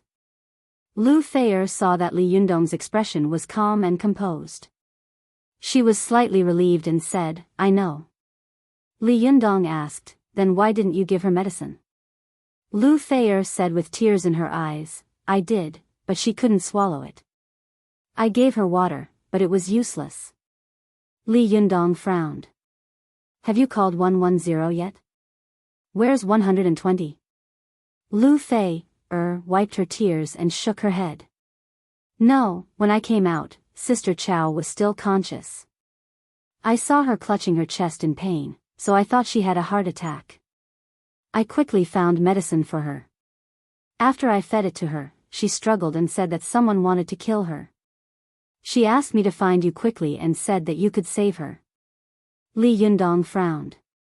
He saw that there was not only a pool of water beside Chao Kefi, but also a few drops of blood not far away. He dipped one hand in the blood and sniffed it. He pressed Chao Kefi's pulse with the other hand and asked in a deep voice, did she say who wanted to kill her? Lu Feier shook her head. Did you see the murderer? Li Yundong asked. Lu Feier shook her head desperately. Her eyes were full of fear, as if to say, if I saw it, wouldn't I be lying here too? Li Yundong thought for a moment and asked, do you have any enemies? Lu Feier shook her head and said, no. Li Yundong said, think about it. I mean, some very special enemies, like me, who have a little special ability. Lu Feier couldn't help but sob again. Sister Chao is usually kind to others. How could she have any enemies? Li Yundong asked, but didn't I see someone collect a debt from her last time? Lu Feier said, Sister Chao has already paid off that debt. Li Yundong fell silent. He slowly transferred Yuanyang Qi to Chao Kefi's body, trying to help her hang on to the last breath of life. He asked again, no, didn't you come back to Tiannan City in private? Who else knows your whereabouts? Lu Feier said bitterly, the crew may know that we returned to Tiannan City, but they shouldn't know where we live. Li Yundong frowned. He was about to ask again when he saw Lu Feier suddenly sob, hurry up and save President Chao. Can you save her? Li Yundong smiled slightly and said, don't worry, she's fine, but... Li Yundong was about to tell her about Chao Kefi's current situation when he suddenly heard a noise coming from outside. What? Lu Feier is here? Where? Where? The tourists outside were alarmed. When some fans heard about Lu Feier's whereabouts, they immediately surrounded her and craned their heads to look around at the door. Some people pointed at Lu Feier's figure and shouted, yes, it's Lu Feier. Ah, Lu Feier, I love you. Lu Feier, give me an autograph. I love watching your movies and TV shows. Lu Feier had dealt with countless fans, but obviously, she had never dealt with her own fans in such a situation. She was stunned for a moment, at a loss, and didn't know what to do. If she agreed, they would destroy the scene if they came in. Moreover, how could she deal with these fanatical fans in such a situation? But if she didn't agree, if the matter got out, there would be unfavorable news and gossip about her. Lu Feier's face was dull. She stood like a clay puppet, watching the fans rush toward her like a tide. Just as she was about to be surrounded by these fans, Li Yundong suddenly shouted in a deep voice, "Stop!" Although this low shout was not loud, it was full of majesty and power, causing these fans to stop in their tracks and stand still. They looked in the direction of the voice and saw a young man squatting by the bed, looking at them coldly, like a lion looking down at 100 beasts. His face was indifferent, and there was no expression on his face, but between his eyebrows, there was a natural pressure that came from not being angry. Li Yundong said angrily, "Someone is going to die here. Didn't you notice? Get out of here. If someone dies, will you be responsible?" Only then did these people come to their senses. They looked at the beautiful Chao Kefi lying on the bed, and then at the panicked Lu Feier. Finally, their eyes fell on the young and handsome Li Yundong. Countless imaginative stories suddenly appeared in their minds, and then countless erotic and ambiguous gossip and anecdotes emerged. Chinese people love to join in on the fun. When these guys saw such a fascinating thing happening at this time, they immediately became excited. Although they didn't dare to go forward, they didn't retreat either. One by one, they piled up at the door and excitedly took pictures with their mobile phones. Li Yundong frowned and said to Lu Feier in a deep voice, "Drive them all out." Lu Feier was stunned and asked, What? Li Yundong glared at her and said, "Do you want President Chao to die? Hurry up and drive them all out." Lu Feier seemed to wake up from a dream. She begged the crowd, "Could you please make way? I'll definitely sign autographs for you later." These people all smiled and promised, but their feet seemed to be rooted to the ground and they didn't move at all. Lu Feier was so anxious that tears welled up in her eyes. She was about to speak again when she suddenly heard a woman shouting her name outside. Lu Feier was stunned and subconsciously shouted, "Sister Hong? I'm here." After a while, a tall woman wearing a black professional suit and a pair of black-rimmed glasses squeezed in from the crowd. The moment the woman saw Lu Feier, her face immediately revealed a strong expression of anger. However, she looked left and right, then forcefully suppressed her anger. She just walked up to Lu Feier and said in a low voice, "Feier, you've gone too far this time. How dare you sneak away from the crew? Do you know how bad the impact is? Now the whole crew is saying that you're acting like a big shot." When Lu Feier saw that the woman was her agent, Sister Hong, she immediately rushed over as if she had seen her savior. She took her hand and asked in surprise, "Sister Hong, how did you find me?" Seeing that she didn't answer her question, Sister Hong snorted coldly and temporarily put the previous matter behind her. "I have my own way. But where is Chao Kefi? How could she be such a B*****starred? It's fine if she ran away by herself, but why did she drag you away? Where is she?" Lu Feier pointed at Chao Kefi, who was lying on the bed with a worried expression and said sadly, "Someone wants to kill Sister Chao. She's dying now." Sister Hong was shocked, but she still said rudely, "This woman is the best at causing trouble. Humph, this is her retribution." Lu Feier pulled her arm and whispered, "Sister Hong, don't say anything. I wanted to come out with Sister Chao. It's not her fault." Sister Hong glared at her and said, "You're still speaking for her." Lu Feier's tears were about to fall again. She choked and said, "Don't say anything. If you want to scold someone, scold me. It's all my fault that Sister Chao ended up like this." The anger between Sister Hong's eyebrows dissipated a little. She glanced at Li Yundong, who was concentrating on transferring Jinxi to Chao Kefi, and asked, "Who is this person?" Lu Feier whispered, "Sister Chao's friend." Sister Hong frowned. "What friend?" Lu Feier hesitated for a moment before saying, "Just an ordinary friend." Sister Hong asked, "Is he a doctor?" Lu Feier was tongue-tied. "I don't know." Sister Hong frowned. She said to Li Yundong, "Hey, are you a doctor?" Li Yundong didn't even turn his head as he said lightly, "No." Sister Hong suddenly said angrily, "If you're not a doctor, what are you doing here? Do you know that it will kill someone? When Chao Kefi really dies, who will be responsible for it? You or someone else? Hey, say something. Hurry up and get out of the way. If you're not a doctor, what are you doing? Hey, hey."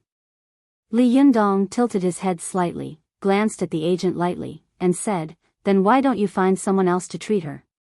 Hearing this, Sister Hong was stunned, but soon she became angry and said, "Who do you think you are? How dare you talk to me like this?" She quickly took out her mobile phone from her bag and said angrily to Lu Feier, "Did you call the ambulance?" Lu Feier was sandwiched in the middle. She looked at Li Yundong in a dilemma and then at her agent. She shook her head helplessly. Sister Hong glared at her fiercely. Just as she was about to make the call, she suddenly heard someone shouting outside, "I'm a doctor, I'm a doctor."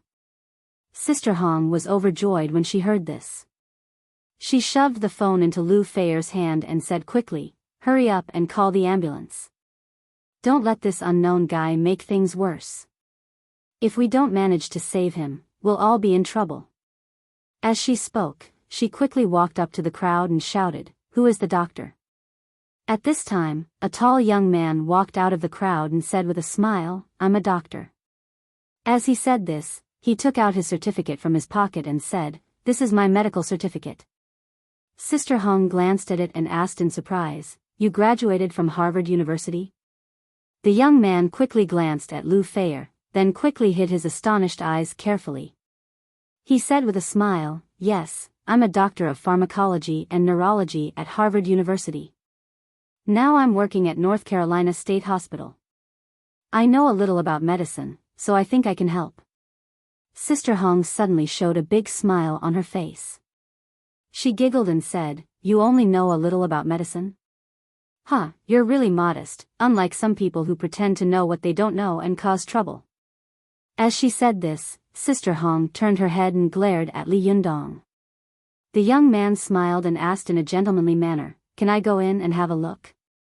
The agent, Sister Hong, quickly made way for him and said with a smile, "Of course, of course." The young man walked to Li Yundong's side and unconsciously glanced at Lu Feier. He coughed and asked, "Hello, can I have a look? I'm a doctor, a professional doctor." Li Yundong looked up at him and asked lightly, "Do you know what's going on with her now? Is she alive or dead?" The young man suddenly became angry. He thought to himself, "You're obviously not a doctor. Why are you pretending? Is it possible that I, a double doctor who graduated from Harvard Medical School, am inferior to a Mongolian doctor like you? Who do you think you are? How dare you be so arrogant in front of me? You're really reciting filial piety in front of Confucius and playing tricks in front of Guan Yu." There were a lot of social engagements, so the update was late. Sorry.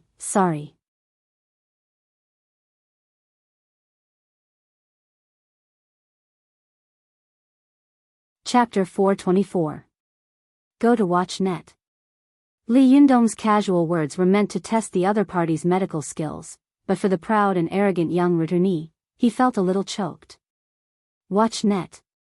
7 KOM. He was so angry that he subconsciously wanted to refute, but as soon as the words were about to come out of his mouth, he became alert. He secretly glanced at Lu Feier and thought, "This bastard has no manners. I'm a top student from Harvard University in the United States. I can't lower myself to his level. The young returnee straightened his clothes and asked with a polite smile on his face, "If you don't let me see, how do I know if she's alive or dead?" Beside him, his agent, Sister Hong, looked at him and secretly praised him. As expected of someone who has been educated abroad, he is really well educated.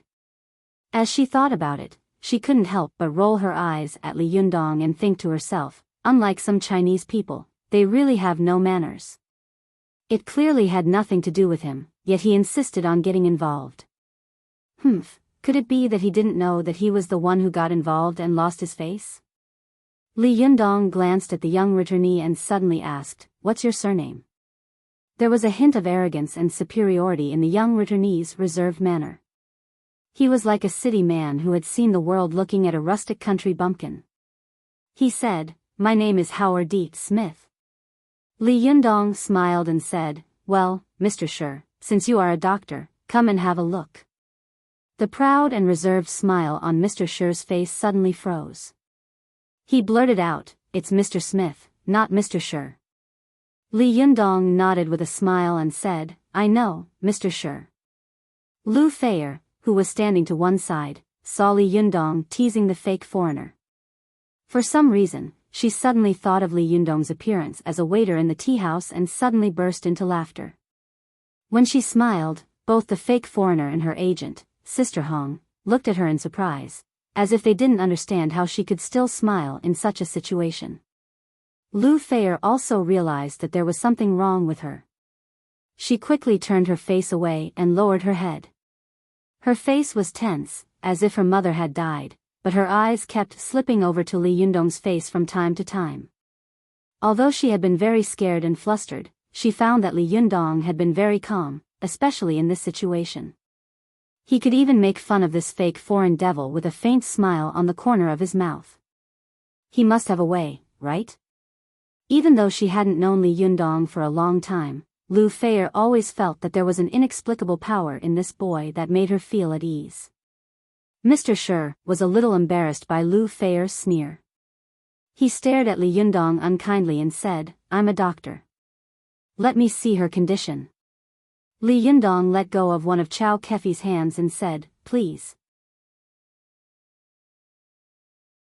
The fake foreigner frowned and said, "I'm not a traditional Chinese medicine practitioner. I don't know how to feel a pulse." Li Yundong looked at him strangely. "Western medicine also feels the pulse on the wrist. Don't you know how to do it?" The fake foreigner's face turned a little red. He glared at Li Yundong and reached out to touch the main artery on Chow Kefi's neck. After feeling it for a while, he suddenly exclaimed, "God, she has no pulse." Li Yundong suddenly laughed. "God, so you know how to feel a pulse?" The fake foreigner said angrily, "Are you making fun of me? This person has no pulse. We need to do chest compressions and artificial respiration as soon as possible." The smile on Li Yundong's face slowly disappeared. He looked at the fake foreigner with a little sympathy and said, "Forget it, Mr. Shi. Let me do it." "You can't do it." When the fake foreigner heard this, he immediately forgot his manners. He said angrily, "What did you say?" "I can't do it. I have a double doctorate in medicine from Harvard University." "What are you? Do you have a medical qualification? Do you know how to treat diseases and save people? This is a life, and you can't afford it. Get out of the way. If you don't know medicine, don't make trouble." The agent, Sister Hong, also said to Li Yundong with a cold face, "Hey, you, get out of the way. Why can't you talk sense? Summer insects can't talk about ice. Do you know what medicine is? Do you know what's going on with Chow Kefi? She was born with heart disease. Get out of the way. If she really dies, you will have to bear criminal responsibility." The fake foreigner also threatened, "If you don't get out of the way, you will be responsible for the safety of this person's life. You will spend the rest of your life in prison." Li Yundong glanced at him and sighed helplessly. "You think you know it very well, but do you know what's going on with her?" The fake foreigner sneered and said, "Are you deaf? Didn't you hear that it's a heart attack? Heart disease needs to be treated as soon as possible, and the room needs to be ventilated. Now her heart has stopped beating. One more second of delay is a kind of murder. Li Yundong shook his head and said, "No, she doesn't have a heart attack." The fake foreigner laughed and said, "Then what is it?" Li Yundong's hand still did not let go of Chao Kefi's wrist. He kept sending Yuanyang qi into her body to maintain the vitality in her body. He said, "I just found that Chao Kefi's innate soul is missing. Normal people have 3 souls and 7 spirits, but she only has 1 soul and 3 spirits. It is precisely because of the congenital lack of soul that she has a congenital lack of qi and blood, which leads to her heart disease. Furthermore, the rest of her soul has already been scattered by someone. Her soul is currently wandering outside, causing her physical body to have almost no life force." When Li Yundong said this, the agent, Sister Hong, and the fake foreigner couldn't help laughing. Sister Hong laughed and said, "I'm dying of laughter. What era are we in? There are actually people who talk about such superstitious things. 3 souls and 7 spirits. What a joke. You don't know medicine, but you really don't know it. How dare you fool us with such things that can fool children? Hey, then tell me, which soul and 3 spirits does Chao Kefi have?" Li Yundong didn't seem to notice Sister Hong's sarcasm and mockery. He said seriously, "The 3 souls of a person are the heaven soul, the earth soul, and the life soul. There are 7 spirits. The first spirit is Tianchong, the second spirit is wisdom, the third spirit is qi, the fourth spirit is strength, the fifth spirit is the center, the sixth spirit is the essence, and the 7th spirit is the spirit." Among the 3 souls, Chao Kefi only had the life soul before. The heaven soul and the earth soul were not in her body. Among the 7 spirits, the qi, the power, the essence, the heroic, and the 4 spirits were not in her body. Sister Hong sneered and said, "You actually said it so logically. It's a pity that summer insects can't talk about ice. I didn't know that you were so young, but why are you more superstitious than an old man?" The fake foreigner couldn't help but sneer and say, "Hey, are you still living in the Qing dynasty? Where's your braid?" Li Yundong was furious in his heart. In the past, if Li Yundong had used all his strength to glare at the person in front of him, he would have been able to make his heart beat violently and make him spit out a mouthful of blood. But at this time, not only had Li Yundong's cultivation improved, but his temperament had also slowly been tempered. He just glanced at the fake foreigner lightly. Although it was just a faint glance, Li Yundong, who had experienced several battles and all kinds of hardships, had already cultivated a dignified aura. The fake foreigner's laughter was choked in his throat, and he didn't dare to say anything more. Li Yundong didn't bother to pay any more attention to him and the manager. He let go of Chao Kefi's wrist and placed his palm on the Baihui acupoint on the top of Chao Kefi's head. His other hand reached out and unbuttoned Chao Kefi's collar, revealing a large area of snow-white skin. Seeing this, Sister Hong couldn't help but ask angrily, "What do you want to do?" The fake foreigner looked at the attractive ravine on Chao Kefi's chest and couldn't help but feel a little dazzled for a moment. However, when he heard Sister Hong's scolding, he immediately came to his senses. He took a step forward and asked like a parrot, "What are you doing?" Li Yundong didn't look back. He snorted and said, "Watch carefully." As he said this, all the zhenqi in his body rushed from his palm to Chao Kefi's body. His other hand was like a butterfly flying through flowers, and his 5 fingers quickly poked at various acupoints on Chao Kefi's chest. The fake foreigner wanted to step forward to stop Li Yundong, but he was shocked by Li Yundong's power and didn't dare to move forward. The same was true for Sister Hong. She turned her head and said angrily to Lu Feier in a low voice, "Where did this man come from? How did he know you were here?" Lu Feier was speechless. Seeing this, Sister Hong couldn't help but say angrily, "Did you call him here?" Seeing that she couldn't hide it anymore, Lu Feier bit her lip and nodded gently. Sister Hong suddenly went crazy and said angrily, "How did you know such a person? Did Chao Kefi introduce you to him?" Why did you think of calling him here? Lu Feier quickly explained, no, Sister Hong. It was President Chao who asked me to find him. Moreover, he is very powerful, really very powerful. I saw it with my own eyes. Sister Hong suddenly turned around, pointed at Li Yundong, and said angrily, is that so? Playing tricks like a witch? As she spoke, she saw Li Yundong's palm press on Chao Kefi's head. He didn't seem to exert much force, but Chao Kefi slowly stood up by herself. However, her eyes were still closed, her face was as thin as paper, and her skin was frighteningly pale, without a trace of blood. For a moment, Sister Hong was a little tongue-tied, and the people watching at the door also stirred. They whispered, hey, it's a little magical. F***CK, are you for real? What's going on? Is this a movie? Lu Feier also widened her eyes and looked at the scene in front of her with excitement. At this time, she was already convinced that this master, who had been praised by Chao Kefi, must be a powerful guy. He must be able to save Chao Kefi. Lu Feier couldn't help but take Sister Hong's hand and whisper excitedly, Sister Hong, look, look. I told you that he's amazing. Sister Hong couldn't help but say angrily, bullshit.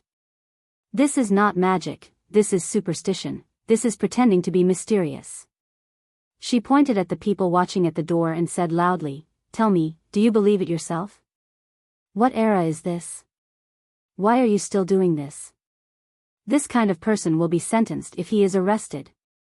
While she was talking loudly, Li Yundong suddenly shouted, and ha, in the room, followed by a third shout, Chao Kefi, the soul has returned.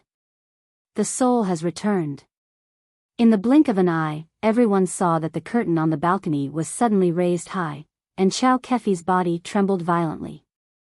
Not long after, Chao Kefi let out a groan, and her long eyelashes gently trembled as she slowly woke up. The crowd suddenly burst into an uproar.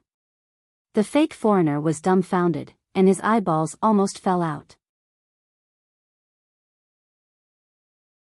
He couldn't understand how this woman, who had no pulse just now, could come back to life in the blink of an eye without any medical treatment. Sister Hong stared at Chao Kefi dumbfoundedly, unable to say a word. Li Yundong supported Chao Kefi with one hand and leaned her against the bed. Then, he glanced at the fake foreigner faintly and said, I can understand that you, a foreigner in China's skin, don't understand all this. As he said this, he turned to look at Sister Hong and shook his head slightly. But as a Chinese, you blindly think that the things of our ancestors are dregs and superstitions. I can't understand this. Sister Hong's face suddenly became very ugly. She opened her mouth and was about to retort, but she heard Li Yundong sigh again. Alas, but you are right about one thing. Sister Hong asked subconsciously, what is it? Li Yundong said meaningfully, you can't talk about ice in summer. Children, I'm sorry, but the internet in my house is 7 to 9, and it automatically disconnects at 9 p.m. Last night, I forgot to update it and it was already past 9 p.m., so I didn't have time to update the second chapter. Vote for recommendation previous page next page error report if you like. Please click here to add Keeping a Fox at Home to your bookshelf, so that you can read the latest chapters and updates of Keeping a Fox at Home in the future. If you have any suggestions or comments on Keeping a Fox at Home, please click here to express your personal views.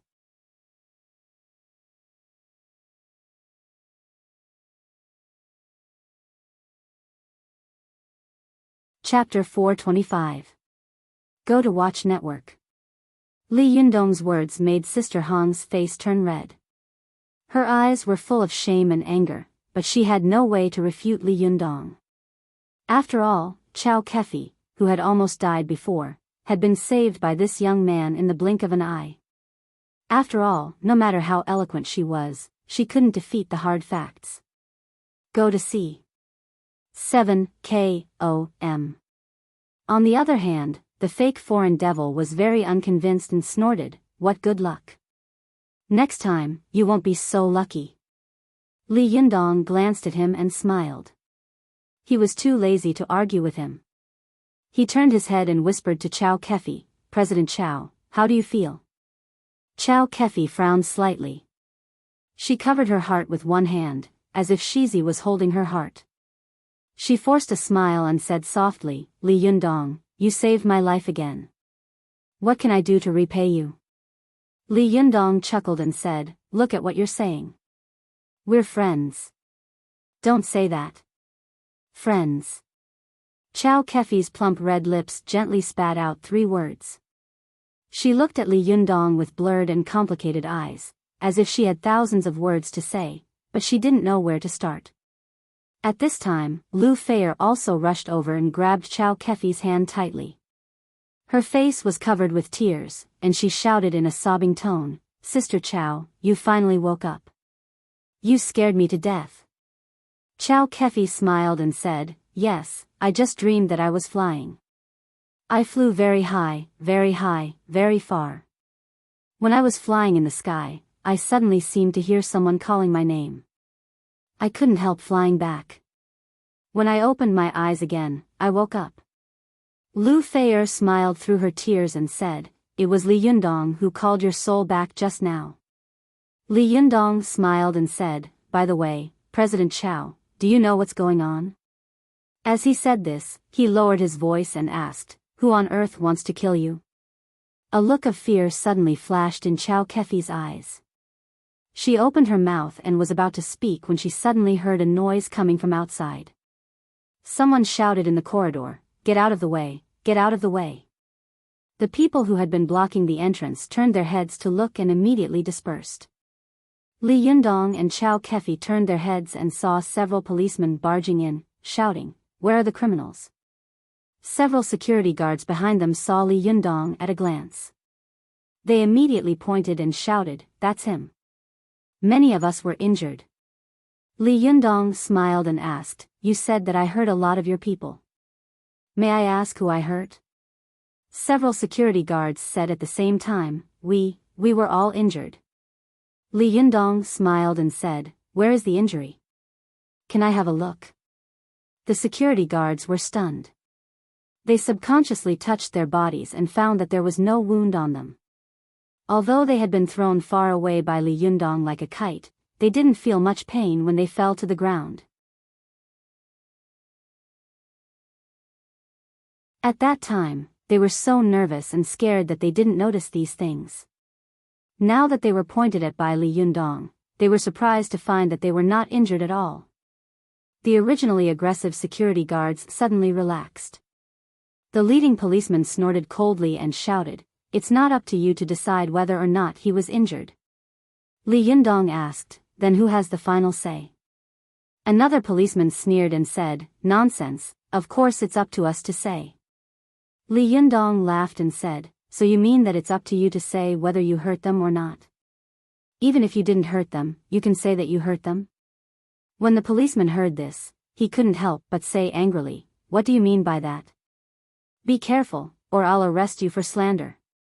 Li Yundong glanced at the two of them and shook his head secretly. He thought for a moment and said to the security guards, tonight was actually a misunderstanding. I was in a hurry to save my friend, but you stopped me from going, so there was some conflict. If possible, I'm willing to settle this matter privately. At this time, a lobby manager in a suit and leather shoes walked out of the crowd. He snorted coldly and said, settle it privately? Do you know how bad the impact of this matter on our Dihao building is? No, this matter must not be settled privately. The two policemen were also very cooperative. One of them took a step closer and stared at Li Yundong covetously, while the other took out a pair of handcuffs from his arms and showed them. Sister Hong and the fake foreigner immediately gloated in their hearts. They shouted in their hearts, catch him, catch him. Seeing that things were not going well, Chow Kefi endured the discomfort and said loudly, I can testify that he did come to save me. Is it against the law to save someone? A policeman said coldly, if you hurt someone in the process of saving someone, it's also against the law. Chow Kefi couldn't help but say angrily, the law is nothing more than human feelings. How can you be so heartless? Nowadays, law enforcement needs to be humane. How do you enforce the law? Who is your leader? When the policeman saw Chow Kefi's angry expression, he was stunned for a moment, and his saliva almost fell down. When he came to his senses, he shouted with a straight face, "Don't talk nonsense. Come with us." Chow Kefi was shocked and angry, but she was also a person who had seen big scenes. She forcibly suppressed her anger and began to look through her mobile phone quietly. The other policeman who came with him had better eyesight than his companion. Seeing that Chow Kefi's temperament was different from ordinary people, he hesitated for a moment. He felt that this matter could be big or small, but if it was really big, if the other party had a very strong background, then he, a small policeman, would not be able to bear the consequences. He turned to the lobby manager behind him and whispered a few words to him. The lobby manager snorted. He thought for a moment and was about to speak when he suddenly heard a dignified voice not far away. "Xiao Lu, what are you doing here?" The policeman named Xiao Lu turned his head and saw a middle-aged man in casual clothes looking at him majestically. He was shocked and trotted over quickly. He saluted respectfully and said loudly, "Director Gong, I'm on a mission." Director Gong frowned and said, "What kind of mission is it? Take me to have a look." Xiao Lu smiled apologetically and said, "It's just a small matter. How can it be worth your time?" Director Gong snorted and said, "It's just a small matter, but it's so big. If it's really a big matter, are you going to tear the earth apart?" As he spoke, Director Gong put his hands behind his back and walked through the corridor like a beast king patrolling the mountains. The people who had been watching the fun in the corridor made way for him in awe. The lobby manager's face was full of smiles at this time. He took out a pack of cigarettes from nowhere and handed it over with a smile.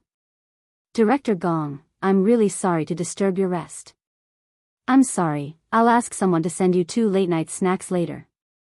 Director Gong pushed away the cigarette in his hand with a righteous expression and said in a deep voice, "I don't smoke." "What the hell is going on here?" The lobby manager said with a smile, "In fact, it's nothing much. It's just that someone broke into our Dihao hotel and hurt someone. Now these 2 policemen are going to arrest him." Director Gong snorted and said, "So arrogant? Dihao is one of the few 5-star hotels in Tiannan City. How dare they act so recklessly? Is there any law or regulation in this person's eyes? They must be severely punished." The lobby manager smiled even more brightly.